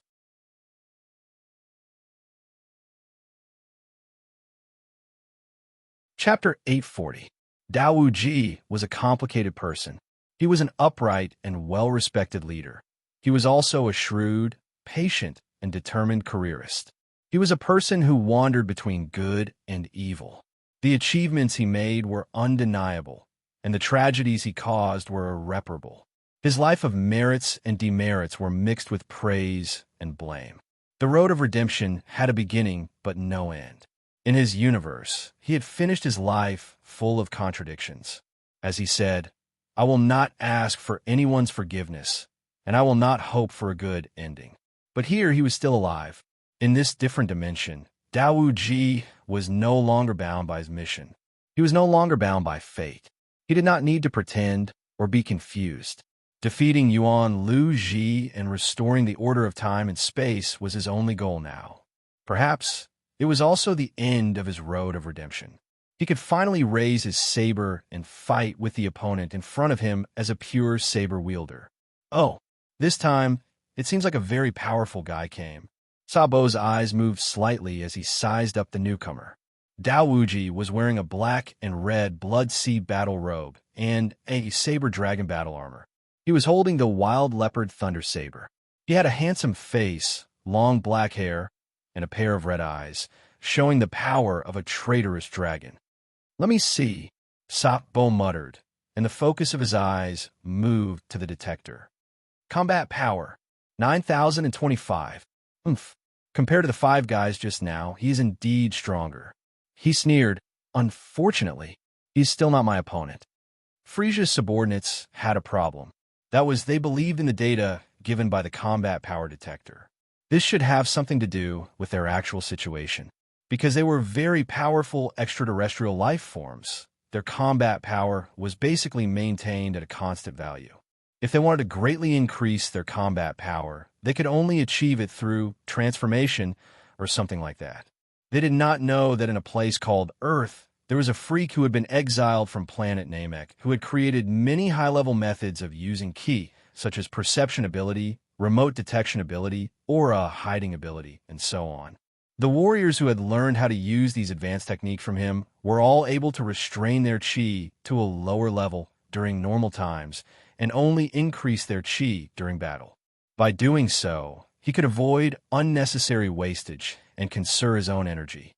And among them, the most talented warrior had already used this method to increase his combat power only in the instant he moved or made a move, and maintain a low combat power level for the rest of the time. As for the many powerful characters in this scenario, due to the different space-time sources, their physical strength, the energy they used, and the way they used it were obviously different from the people of the Dragon Ball universe. Most of the people present did not have constant combat power. Thus, it was wrong for Sabo to use their normal combat strength to measure their limits. "I haven't even drawn my saber, and you think you can win?" Dao Wuji coldly stared at the other party's mockery and asked with killing intent. "Ridiculous," Sabo laughed. "My fighting strength is more than twice yours. Do you know what that means? Do you know how difficult it is to surmount a mere 1,000 points of battle power?" What he said was not wrong. The visual significance of combat power was undeniable. Not to mention the difference of 1,000, even the difference of a few hundred was exaggerated. Take the first chapter of Dragon Ball Z as an example. At that time, Raditz battle power was a little more than 1,000, and Goku and Piccolo each had more than 400 after taking off their clothes. It was weight-bearing training clothes. Please don't misunderstand. The two of them added up to about 900, but to be honest, if Raditz had seriously dealt with the enemy from the beginning and killed them, then the two of them would not have had any chance. Therefore, the matter of battle power could not be considered as a simple addition or subtraction. Can 50 farmers with only 5 battle power kill Master Roshi, whose battle power is more than 200? This was obviously impossible. Therefore, Sapo's confidence was also well-founded. Even if 5 Dao Wuji came at him at once, he was confident that he could win, provided that he went all out from the beginning of the battle and seriously dealt with the enemy. I don't know what you're talking about. Facing Sapo's question, Dao Wuji was as arrogant as before. I only know I have seen your foundation and moves. If I didn't have the confidence to kill you, I wouldn't have come up. Humph. Sapo shook his head as if he had lost his patience. Sure enough, explaining to you guys who are extremely backward in technology and strength is also a waste of breath. After saying that, he raised his hand. You can also go to hell for me. Boom. After he finished speaking, an energy wave blasted out from his palm and hit Endless Blade in an instant. I said, the next second, Dao Wuji's voice once again sounded from the light and shadow. I have seen your foundation and moves. What? Sapo was surprised when he heard this. He did not expect that the other party could still survive after being hit by this move. In the blink of an eye, before the light and shadow dissipated, the sword dragon had already appeared. Thunderous universe breaking space. The sword swept through the wind, carrying 1,000 pounds of force. The ferocious saber chi broke through the air and headed straight for Sabo. The latter had not yet recovered from the shock and was unable to dodge in time. He could only instinctively raise his arm to block. Bang! The two forces collided and a muffled sound rang out. Although he was unable to dodge, under the dual protection of his battle chi and battle armor, Sapo did not suffer much damage from this move. The difference in battle strength between the two could be seen. This guy, how did he defend? At this time, Sapo was still entangled in how the other party could survive the attack of the energy wave. His thoughts were not focused. Out of habit, he immediately flew into the sky. Dao Wuji took advantage of the situation to chase after him. Stepping into the air, he used another move. Heaven Slaying God. Before Sapo could stabilize himself, he saw a red sword energy coming at him. He immediately used his chi to increase his speed and soared into the sky, dodging the sword energy. In terms of speed, Dao Wuji was undoubtedly at a disadvantage. Sapo was much faster than him and could even fly faster than his moves. So, in the next moment, shockwave. After Sapo dodged the attack, he immediately counterattacked. His hands came together and a light wave was released. Dao Wuji landed on the ground. His left hand took out a green, exquisite jade, evil sword. The two swords danced and formed a move. Emperor's Divine Explosion, Wild Leopard Thunder Sword, and Shadow God Sword. One was fierce and overbearing, while the other was frightening. They were both treasured swords. Dao Wuji used these two swords to form a whirlpool of sword energy. It turned into a shield and blocked Sapo's attack. Boom! Another earth-shattering collision. Light and dust burst out on the stage, and the earth trembled. Dao Wuji's skill is powerful. He can both attack and defend. Moreover, his Eye of the Saber Dragon is equivalent to the bloodline limit of the Saber Dragon bloodline. After it is opened, the user's strength can exceed the limit, has been opened. His strength is not small. With his foundation and moves, he may be able to resist Sapo's external chi. Song, who was below the stage, took on the role of commentator. No, he will lose for sure. At this moment, Feng Bujue said a pessimistic and rather shocking statement. And he will die. As soon as he said this, the strategists around him all turned their heads and looked at Brother Ju with puzzled expressions. Brother Feng, Song said doubtfully, why do you say that? Xian Shou. Feng Bujue was still polite when talking to Song. In my humble opinion, Dao Wuji is indeed a very strong swordsman. But compared to Luo Ho, Ge, Tathagata, Yi Shibinkwen, and the others, he is still lacking. He changed the topic. Of course, this comparison is only relative. It is not the reason for his defeat that I speculated. Brother Ju said as he pointed at the stage, the reason I believe Infinite Blade will lose is because I can see that in his current condition, Sapo is still holding back. What? What? Impossible. Everyone who heard this revealed a look of surprise. Feng Bujue did not finish his words. And the reason why I think Dao Wuji will die is I feel that with his current strength, he has a high chance of forcing out Sapo's remaining strength. Buzz, buzz, buzz. As soon as Brother Ju finished speaking, there was a sound of energy pulsating on the stage. In a split second, red energy appeared in the dust. Dao Wuji raised his sword and used his ultimate move. Dominating 1,000 years. This domineering move was the embodiment of a swordsman's soul. The wild sword energy tore through the air and rushed towards Sapo in the air. Sapo's vision was blocked by the dust, and he could not avoid it. Beep, beep, beep. The combat strength detector showed that his combat strength had reached more than 18,000. Sapo was stunned and curled up to block it. However, this time, it was impossible for him to maintain an uninjured body. The sword energy penetrated his body, and he felt pain in his bones. Sapo was hit by the dominating 1,000 years. His blood boiled, and he could not help but groan. He fell from the air and knelt on one knee. How is it? When the dust settled, Dao Wuji was still arrogant. Do you still think you can win? Damn it. Although Sabo was injured, his injuries weren't too serious. He took a few breaths before standing up again. I underestimated you.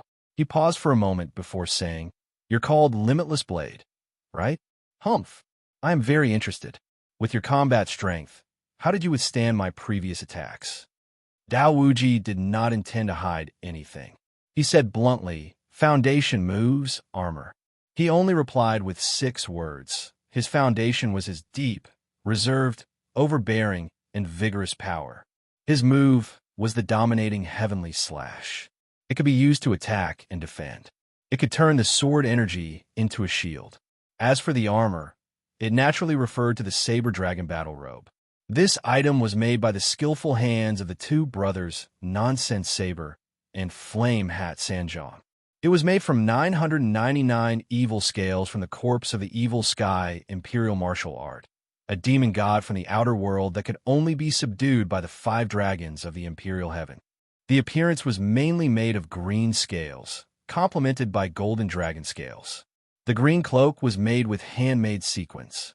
The carving was exquisite and gorgeous. The Saber Dragon battle robe had an absolute defensive ability. Even if the battle robe did not cover the head, the actual defensive range was from head to toe. No sword or weapon could cause any damage. When facing energy attacks, the battle robe also had an excellent mitigation function. Tisich, it's the same as not saying anything. Perhaps some people in the audience could understand Dao Wuji's response, but Sapo did not. But it doesn't matter. In any case, I have to praise you. He smiled and calmly said, Although your speed is very bad, even those guys with around 3,000 combat strength are faster than you. But your offensive and defensive abilities are really strong. In my current state, if I want to kill you, I'm afraid I will have to pay a price. His expression and words made Dao Wuji feel a little uneasy. And those who heard Feng Bujue's words were not uneasy, but sad. Because when they heard this, they understood. Feng Bujue was right. Sapo still had energy left. Considering that I may have to fight with other people later, it is not wise to waste too much energy on you. Sapo's words continued. Humph. I'll let you see who is shallow. At this point, he stood with his legs apart and his arms spread out, forming the Chinese character. A second later, Sapo's body swelled and his whole body swelled. His torso had become fat and thick, and his 4 limbs had doubled in size. His face had turned into that of a toad with a large head, which was extremely ugly.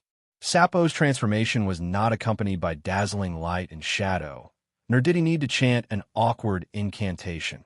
His transformation could be said to be very simple, but this seemingly simple transformation could make his battle power rise to 30,000. Dao Wuji's expression changed, and he tightened his grip on the 2 swords in his hands. Can you feel it? Sapo grinned. Even if there is no battle power detector, you should have felt it, right? Unlike Scion's meaningless huge transformation, here he means great ape transformation, not Super Scion transformation.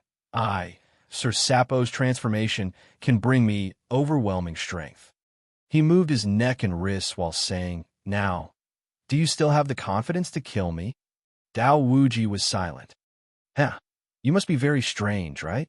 Why would I hide my true strength?" Sapo continued to speak. "Before I kill you, I will tell you first." Saying this, he pointed to his face, that ugly trapezoidal toad face that made people unable to look at it directly. "To display my true strength, I have to transform into this appearance. This is contrary to the aesthetics I follow, because I hate ugly things, so I haven't transformed for many years." While speaking, Sapo stepped forward and quietly approached his opponent. "And because of this, you who forced me to use this move, don't think you can leave my sight alive." He roared out the second half of the sentence. Accompanied by the roar, his body suddenly rushed forward. Dao Wuji retreated half a step and stood still, using his two swords to meet the opponent's attack. Ping ping, two golden sounds, two cold rays of light. In the blink of an eye, Sapo, whose whole body was covered in ki, broke Dao Wuji's two swords with his bare hands. Then he used his signature move in his transformed state. Charging knee strike. Sapo's thick, muscled leg was like a wooden stake ramming into a city gate, heavily smashing into Dao Wuji's chest.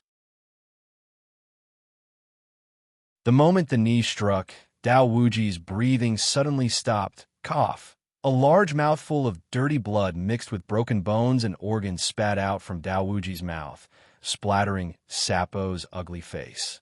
"Ha ha! Ha ha ha ha ha!" Sapo laughed. After transforming, his cruel and tyrannical personality was even more obvious. Before Dao Wuji fell, Sapo slapped him to the ground again, then raised his leg and kicked Dao Wuji straight up. "Die for me!" Sabo roared and grabbed Everlasting Blade, who had been kicked into the air. He grabbed the latter's head with both hands. "Die! Die! Die! Die!" Every time he said die, Sapo would use his own head to hit Dao Wuji's head. Pooh, pooh, pooh. Soon, Dao Wuji's eyes lost their last trace of light. The battle is over. Dao Wuji's challenge has failed. When the announcing statue said this, Chairman Dao was already dead. Hearing this, Sapo sneered. He grabbed Dao Wuji's hair and threw him out like a piece of trash. The strength of his throw had already thrown Chairman Dao out of the ring. "See, I was right." Feng Bujue, who knew the plot of Dragon Ball like the back of his hand, had already expected this kind of ending. He's dead. Under such a heavy atmosphere, he still used this kind of tone to say this kind of words. Many people around him couldn't help but look at him with disgust. But Brother Ju didn't care, because what he was going to do next was, "You don't have to say anything. In this kind of situation, let me do it myself."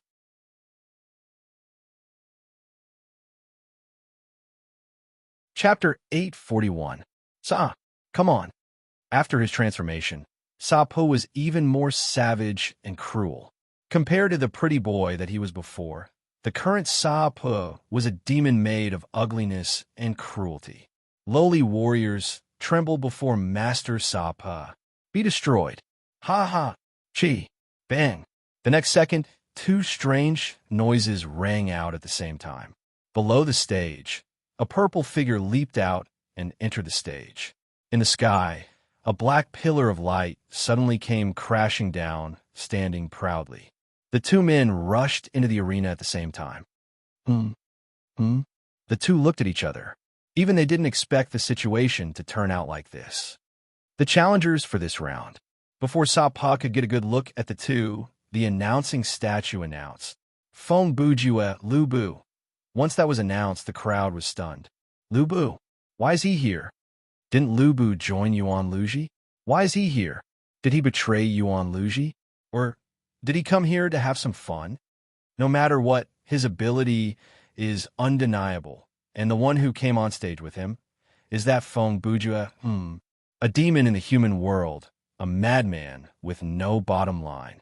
Looks like he's in for a fight. Below the stage, groups of 3 to 5 spectators were discussing animatedly. On the stage, Sapo had already sized up his two opponents and thought to himself, Oh, this guy with 2 red feathers on his head has a combat power of 15,000. Looks like he won't be easy to deal with. But that guy wearing a purple suit, wearing a smiley face mask, his combat power is only 250. Is he F asterisk king kidding me? Tis, where did this trash come from? After a few seconds of silence, Lu Bu spoke. I say. He ignored Saphe and turned to Feng Bujue. Don't get in the way here. Get off the stage. As he spoke, he pointed at Sapho. I'll loan him enough to deal with this ugly bastard. What? Before Brother Ju could respond, Sapho roared, What did you call me? Humph. On the other side, Feng Bujue scoffed. That should be my line, right? He closed his eyes and crossed his arms before his chest. He acted like he was asking for a beating. By the way, haven't you joined Yuan Luji? What are you doing here? This was Brother Ju's habit. Even when he was casually chatting, he would not forget to test the other party. Humph. I came here to defeat Yuan Luji, said Lu Bu while glancing at the audience. The only person who could defeat Yuan Luji is me. Ha ha. Before the spectators could respond, Sapho began to laugh maniacally. What nonsense are you spouting? You're simply an idiot. He raised his arm and pointed. You want to win against Yuan Luji with your less than 20,000 battle power? Ha ha. Whoosh, bang. A flash, a strike, interrupted Sapho's laughter. The person passed, and the halberd fell. After the 2 figures passed, Sapho's arm was left with a bloody mark. Ugly monster. After one move, Lu Bu appeared on the other side of Sapho. He put the halberd on his shoulder, turned around, and said, Since you don't believe me, I'll have to kill you first and let you experience the pinnacle of martial arts. No. This guy is my prey. At this moment, Feng Bujue loudly said to Lu Bu, I've already waited for 2 rounds. Don't you dare jump the queue. Everything has to be first come, first serve, right? As he spoke, he took out the blade of absolute defense break from his bag, held it in his hand, and stared at Sapho like a tiger watching its prey. At this moment, all the heroes who were watching this battle, including Yuan Luji, who was monitoring the martial arts stage from Guji City, all had an indescribable feeling of confusion. Until the end of the last round, Sapho gave people the feeling that he was an invincible monster. If he didn't have the determination to die, it was better not to challenge him. But in this round, Feng Bujue and Lu Bu's attitude towards Sapho was like 2 ferocious monsters staring at a lamb waiting to be slaughtered. It felt like, if you're late, it'll be over. You asterisk shoal. When Sapho heard that, he was instantly enraged. As he wiped away the blood on his arm, he glared at Brother Ju and said, It is one thing for him, Lu Bu, to say some harsh words, but you, who only have 250 combat power, are holding a cleaver. What are you planning to do? Stop talking nonsense. Feng Bujue's tone was even more arrogant than Sapho's. He shouted at the top of his lungs. You with only 30,000 combat power, trash. Your father, can kill you with a single bankai. Hey, he just said bankai, right? This time, 7 kills, who was watching from afar, couldn't stay calm. So his kitchen knife is a Zanpakuto? No wonder. He seemed to have suddenly figured something out. It shouldn't be. Xiaota narrowed his eyes and denied it. Based on his understanding of his brother Ju, he felt that the latter was probably talking nonsense again. But 7 kills wondered.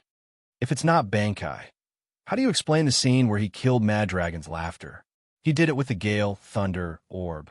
Suddenly, another voice joined their conversation. Sister Yu. Wang Tanji turned his head and saw Ruo Yu. At this time, Ruo Yu had finished listening to Wine Mark's swordsmanship lecture, so she decided to take the time to come over and say hello to Xiao Tan and the others. Oh, it's the heroine. 7 kills had seen Ruo Yu several times. He took the opportunity to ask, What is this gale, thunder, orb you mentioned? I can't tell you. Ruo Yu replied concisely. Air. 7 kills was taken aback before he laughed. Yes. I'm sorry. It was a slip of the tongue. 7 kills had just realized that his question was inappropriate. They were still in the middle of a battle in the killing game. For the sake of the upcoming tournament for the best S2, the other party would not reveal the information of the items and skills on their teammates. However, we can still take a look from God's perspective. Name, swift as the wind. Type, other. Quality, perfect. Special effect, causes the player to enter a silent, traceless, and formless state. Lasts for 10 seconds. Cooldown of 5 hours.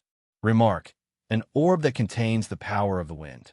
End, name, move like thunder. Type, other quality, perfect. Special effect, increases the target speed by 500%. Lasts for 10 seconds. Cooldown of 500 minutes. Cannot be used on objects or creatures that cannot move on their own. Remark, an orb that contains the power of thunder. Brother Jew had gotten the information about these two items from the Count of Script and Dienly King. Earlier, when he was fighting Mad Dragon, he had used psychological tactics to create an opportune moment where his life points, stamina points, and sorcery points were not enough. He had caused his opponent to enter a state of distraction where his alertness was relatively low. Using the dust that had yet to disperse, he activated the special effect of the two orbs and used Blade must pierce to deal the fatal blow. Similar to how Brother Jew had seen through Ruo Yu's tactic when she was fighting Demon Drowning Sky. Ruo Yu was the only person who had seen through and understood the battle between Feng Bujue and Mad Dragon. Therefore, she could confidently say the explanation of the Pearl of Wind and Thunder. Of course, she only gave the name. She would not share the details of the effect with others. Sister Rain. Xiaoten asked then, Brother Jew can use the same method to kill Sapo, right? Impossible. Ruo Yu answered confidently as she looked at the stage. Even if he teamed up with Lu Bu, this battle is still hard to predict. At the same time on the stage, the desire to fight was burning, and the desire to kill was rising. A blade, a halberd, mad demon, demonic god. The craziest combination, the most evil opponent. A fierce battle was about to begin. Then come at me, arrogant, lowly warriors. Suddenly, Sabo, who was enraged by Feng and Lu, let out a loud roar. Energy gushed out from his body like a tidal wave, soaring to the sky. Humph! Trash! Take this, Lu Bu answered. His heavenly halberd broke through the barrier of life and death. With a swing of the halberd, a crescent-shaped chi slash whizzed out. With an unstoppable force, it struck towards Sabo DDD. Sapo was shocked. The battle prowess detector showed that when Lu Bu used this move, his battle prowess was 22,000. It changed again, although their battle prowess is not high. But when they use their ultimate move, their battle prowess will increase by a certain amount. Looks like I can't be careless. While he was thinking, Sapo stomped his foot and launched himself into the air. With his speed, this kind of long-range attack that was parallel to the ground was mostly dodged. Chi! At this time, another red shadow broke through the wind, and a cold light slashed towards Sapo's neck. Sapo was not able to stabilize himself, and was almost ambushed. Luckily, he reacted fast enough. He raised his hand and released a chi bullet in the direction of the blade. The power of this attack was not great, and it was just a matter of speed. Firstly, he could use this chi bullet to slow down the enemy's advance. Secondly, he could use the recoil of the chi bullet to increase the distance between him and his opponent. Che. In the end, Brother Bujue, who had used the body enhancement technique, was stopped for half a second by this attack and did not manage to hit Sapo. How is this possible? Sapo, who had just dodged the attack, was shocked. Just now, this kid's battle prowess increased to 5 digits? 2 seconds later, Feng Bujue landed on the ground. Together with Lu Xiaochong, they got into position and looked at Sapo, who was floating in the air. The three of them stood in silence. The fierce battle had only just begun.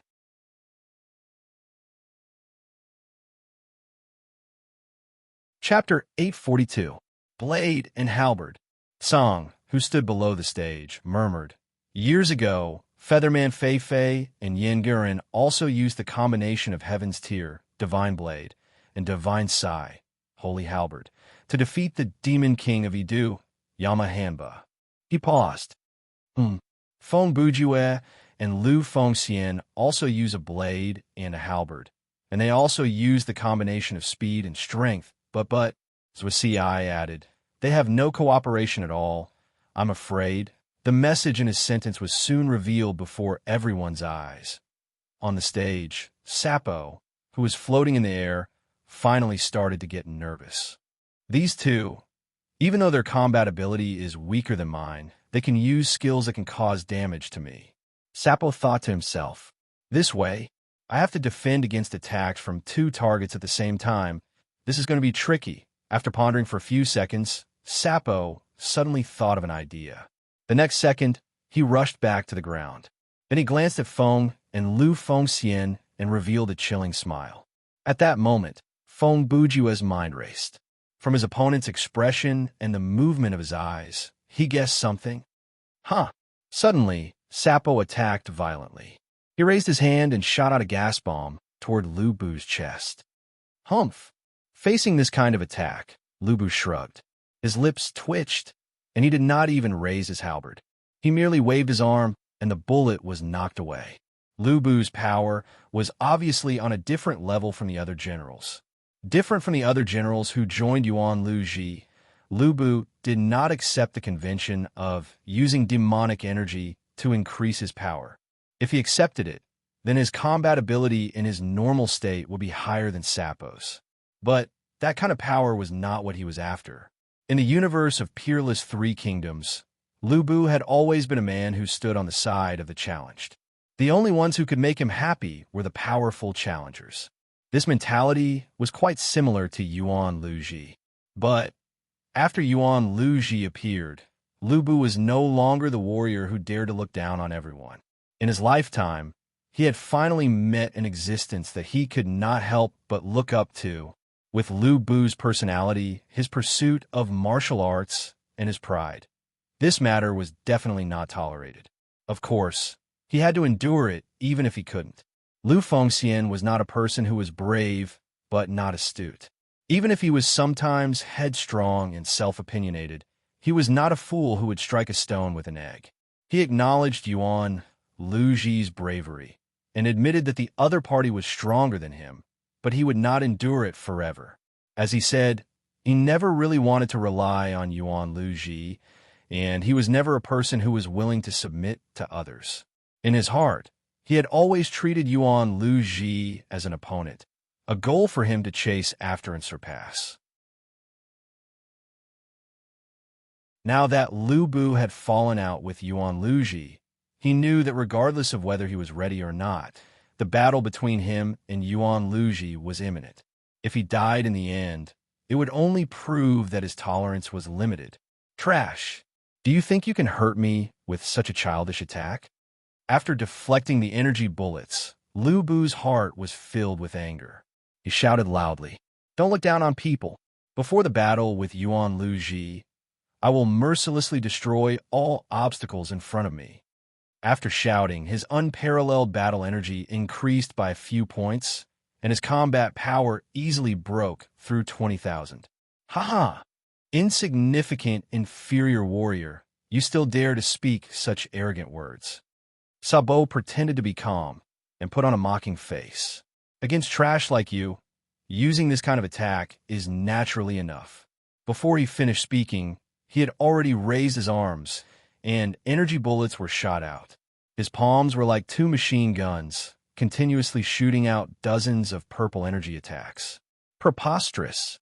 Lu Bu shouted angrily and charged with his halberd, completely ignoring the incoming purple energy, and rushed straight toward Sabo. Because of the unparalleled battle energy and the flying general armor, Sabo's attack could not hurt Lu Bu at all. In the blink of an eye, Lu Fengxian had already broken through the energy waves and arrived in front of his opponent. Seeing this, Sabo stamped his foot and quickly retreated backward, moving in the direction of his brother Ju. So it's like this. In this split second, Feng Bujue calmly thought, with his intelligence, he really can't think of any complicated strategy. Sabo's plan was nothing more than to provoke the slower Lu Bu and lure him into a simple and violent pursuit. Then he would lure Lu and drag the faster but weaker defensive Feng Bujue into the battle. Once the situation turned into a chaotic melee between the three of them, Feng Bujue and Lu Bu, who had no teamwork to speak of, would become a burden to each other. With their personalities, being a burden to each other was already a relatively good result. If they got into a fight, there was a chance that they would kill each other. Pang! In the blink of an eye, Lu Fengxian saw that Sa Bo's body was slightly sluggish and immediately chopped down with his halberd.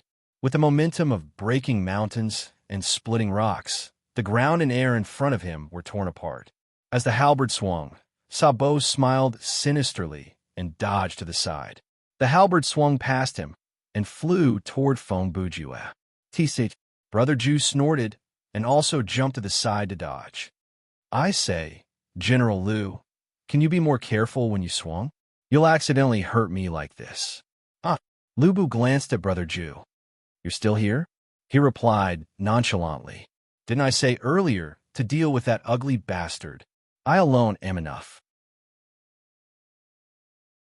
As he spoke, he once again got into a fighting stance and continued to chase after Sa Bo. Trash. Move to the side, or else you deserve to be chopped to death. Feng Bujue was insulted by his opponent, but he appeared to be calmer. Actually, he had always been very calm, and his fiery temper was mostly a disguise. He smiled and strode forward. General Lu, I have to remind you, he said in a very strange tone. Soon, you may have to fight with Yuan Luji. Lu Bu heard this, and his body froze. Some move? Feng Bujue saw that his opponent had stopped, and knew that there was a chance. So he continued, it's more appropriate to use them on Yuan Luji. Lu Bu simply turned his head to look at Brother Ju. After a few words with Feng Bujue, he had calmed down a little. You seem to know something? Hey, you two, do you still want to fight or not? In these few seconds, Sa Bo had already flashed far away. When he turned back, he realized that his opponent had not chased after him, and he was a little anxious. You're afraid of my great Sa Bo's strength, so you stop talking nonsense. Feng Bujue used a calm tone to curse, and without turning his head, he interrupted Sa Bo. Can't you see that the humans are talking? Why are you interrupting? Toad? Sa Bo heard this term, and his face turned green, although it was originally green. Damn it, your fighting strength is 250. Oh, so it's a toad? Lu Bu also ignored Sa Bo's words and lowered his head. From the moment I saw his face, I felt that he looked like some kind of animal. After you reminded me, Sa Bo was so angry that his whole body trembled, and he gritted his teeth. The reason why he was angry was not only because he was ridiculed by the other two, but also because he could see that his battle strategy had been seen through and neutralized by Feng Bujue. Even if Lu Bu was provoked again, Feng Bujue would not blindly join in. All right, long story short, Feng Bujue used these few seconds to speak to Lu Bu again. General Lu, I have some understanding of your battle style, moves, abilities, etc. Don't ask me why. If you have any questions, you can ask me after the battle. He paused and turned to look at Sa Bo. What I can tell you now is that this guy is very strong. If you want to defeat him in your current state, you must cooperate with me. Lu Bu's eyes moved slightly, and his mind moved. All right. He raised his halberd and stood up straight. How do we cooperate? Feng Bujue was waiting for this sentence. Listen carefully. As he spoke, he had already bent his waist and got into a position to launch a surprise attack.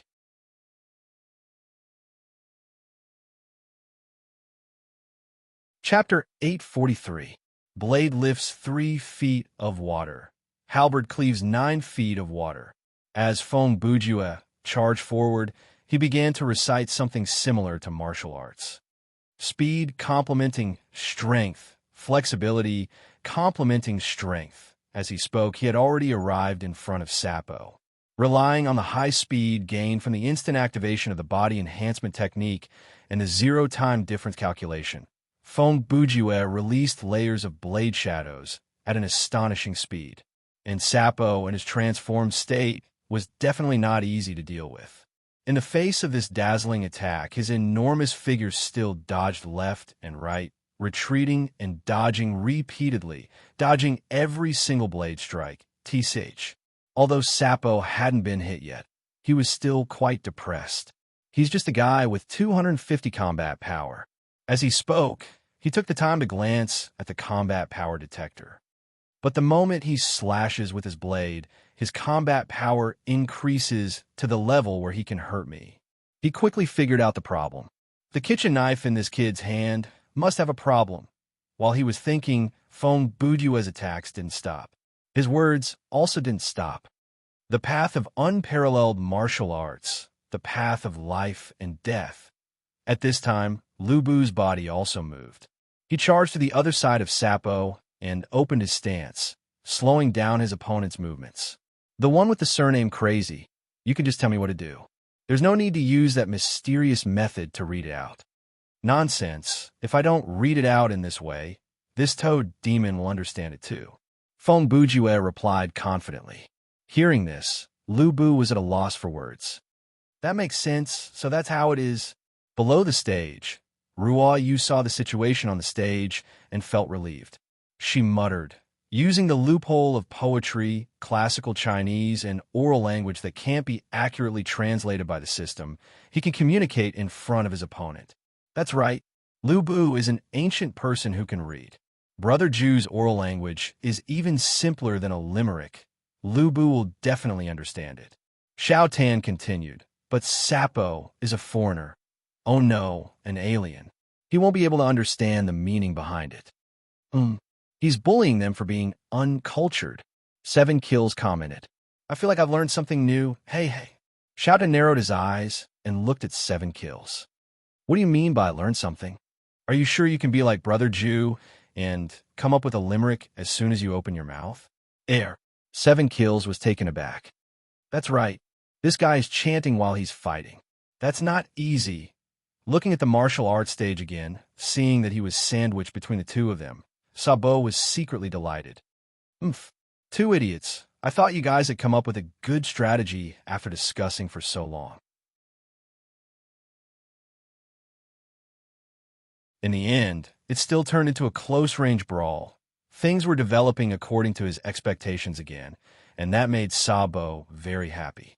Who would have thought that Lu Bu and Feng Bujue, who had not cooperated with each other a few minutes ago, would be so different now?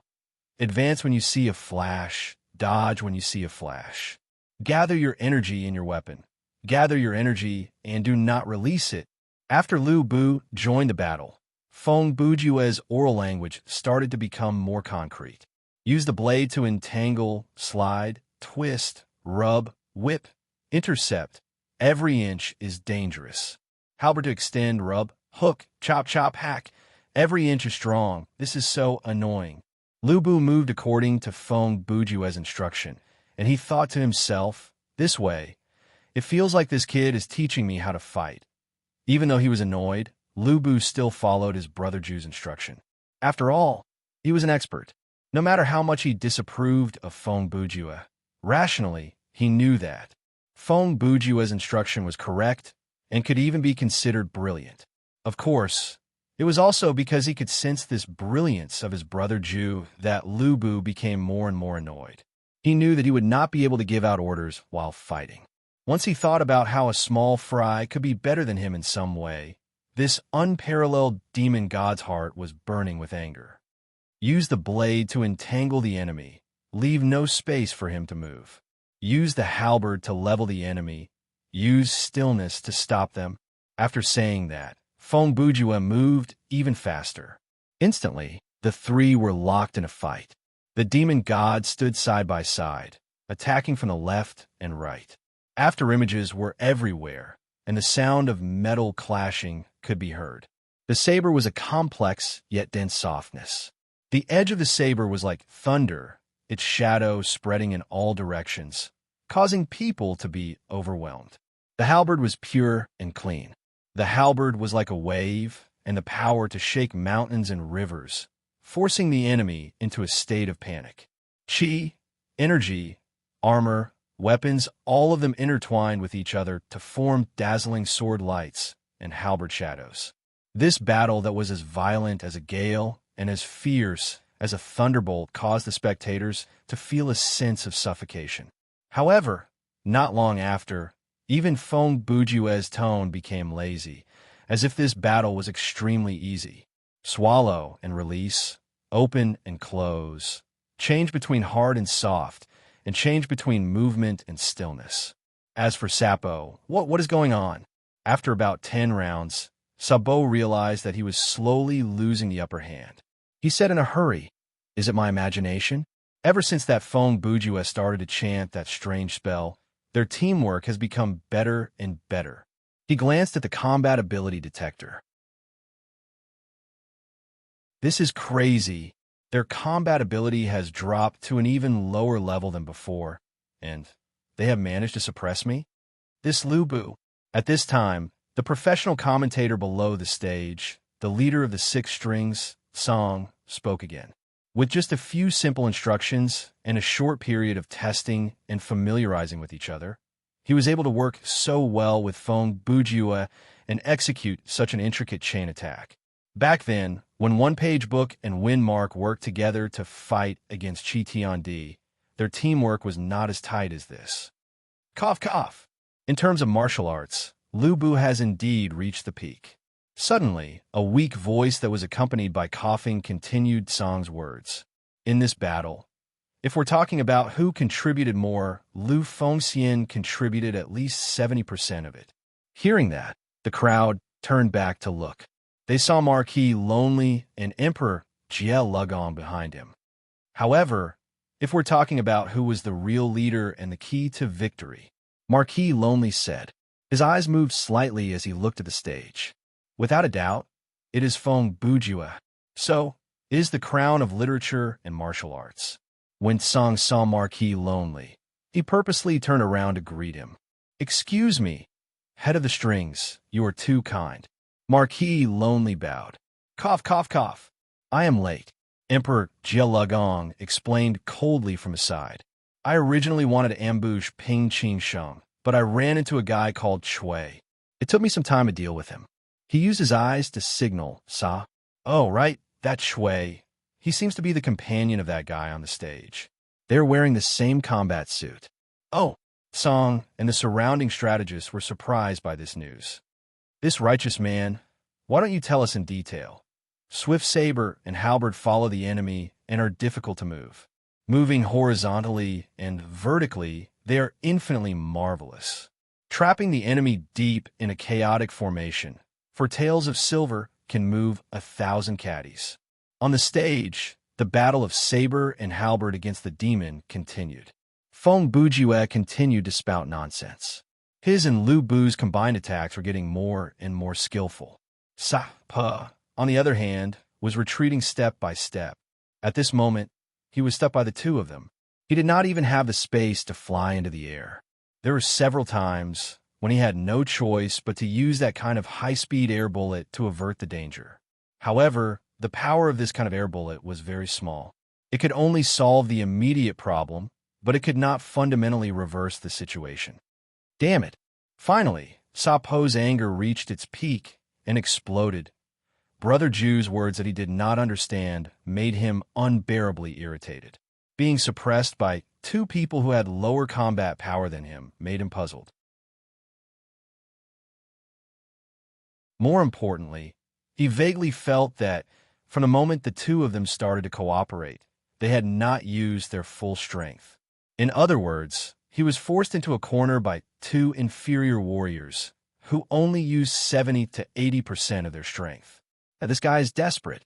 Feng Bujue heard Sa Po's angry roar and knew that the moment of victory had arrived. He sneered and said, "It's time.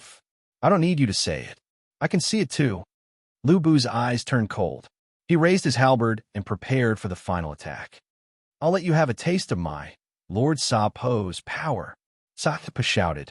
After taking a round of combined attacks from Feng and Lu Bu, his explosive chi rose.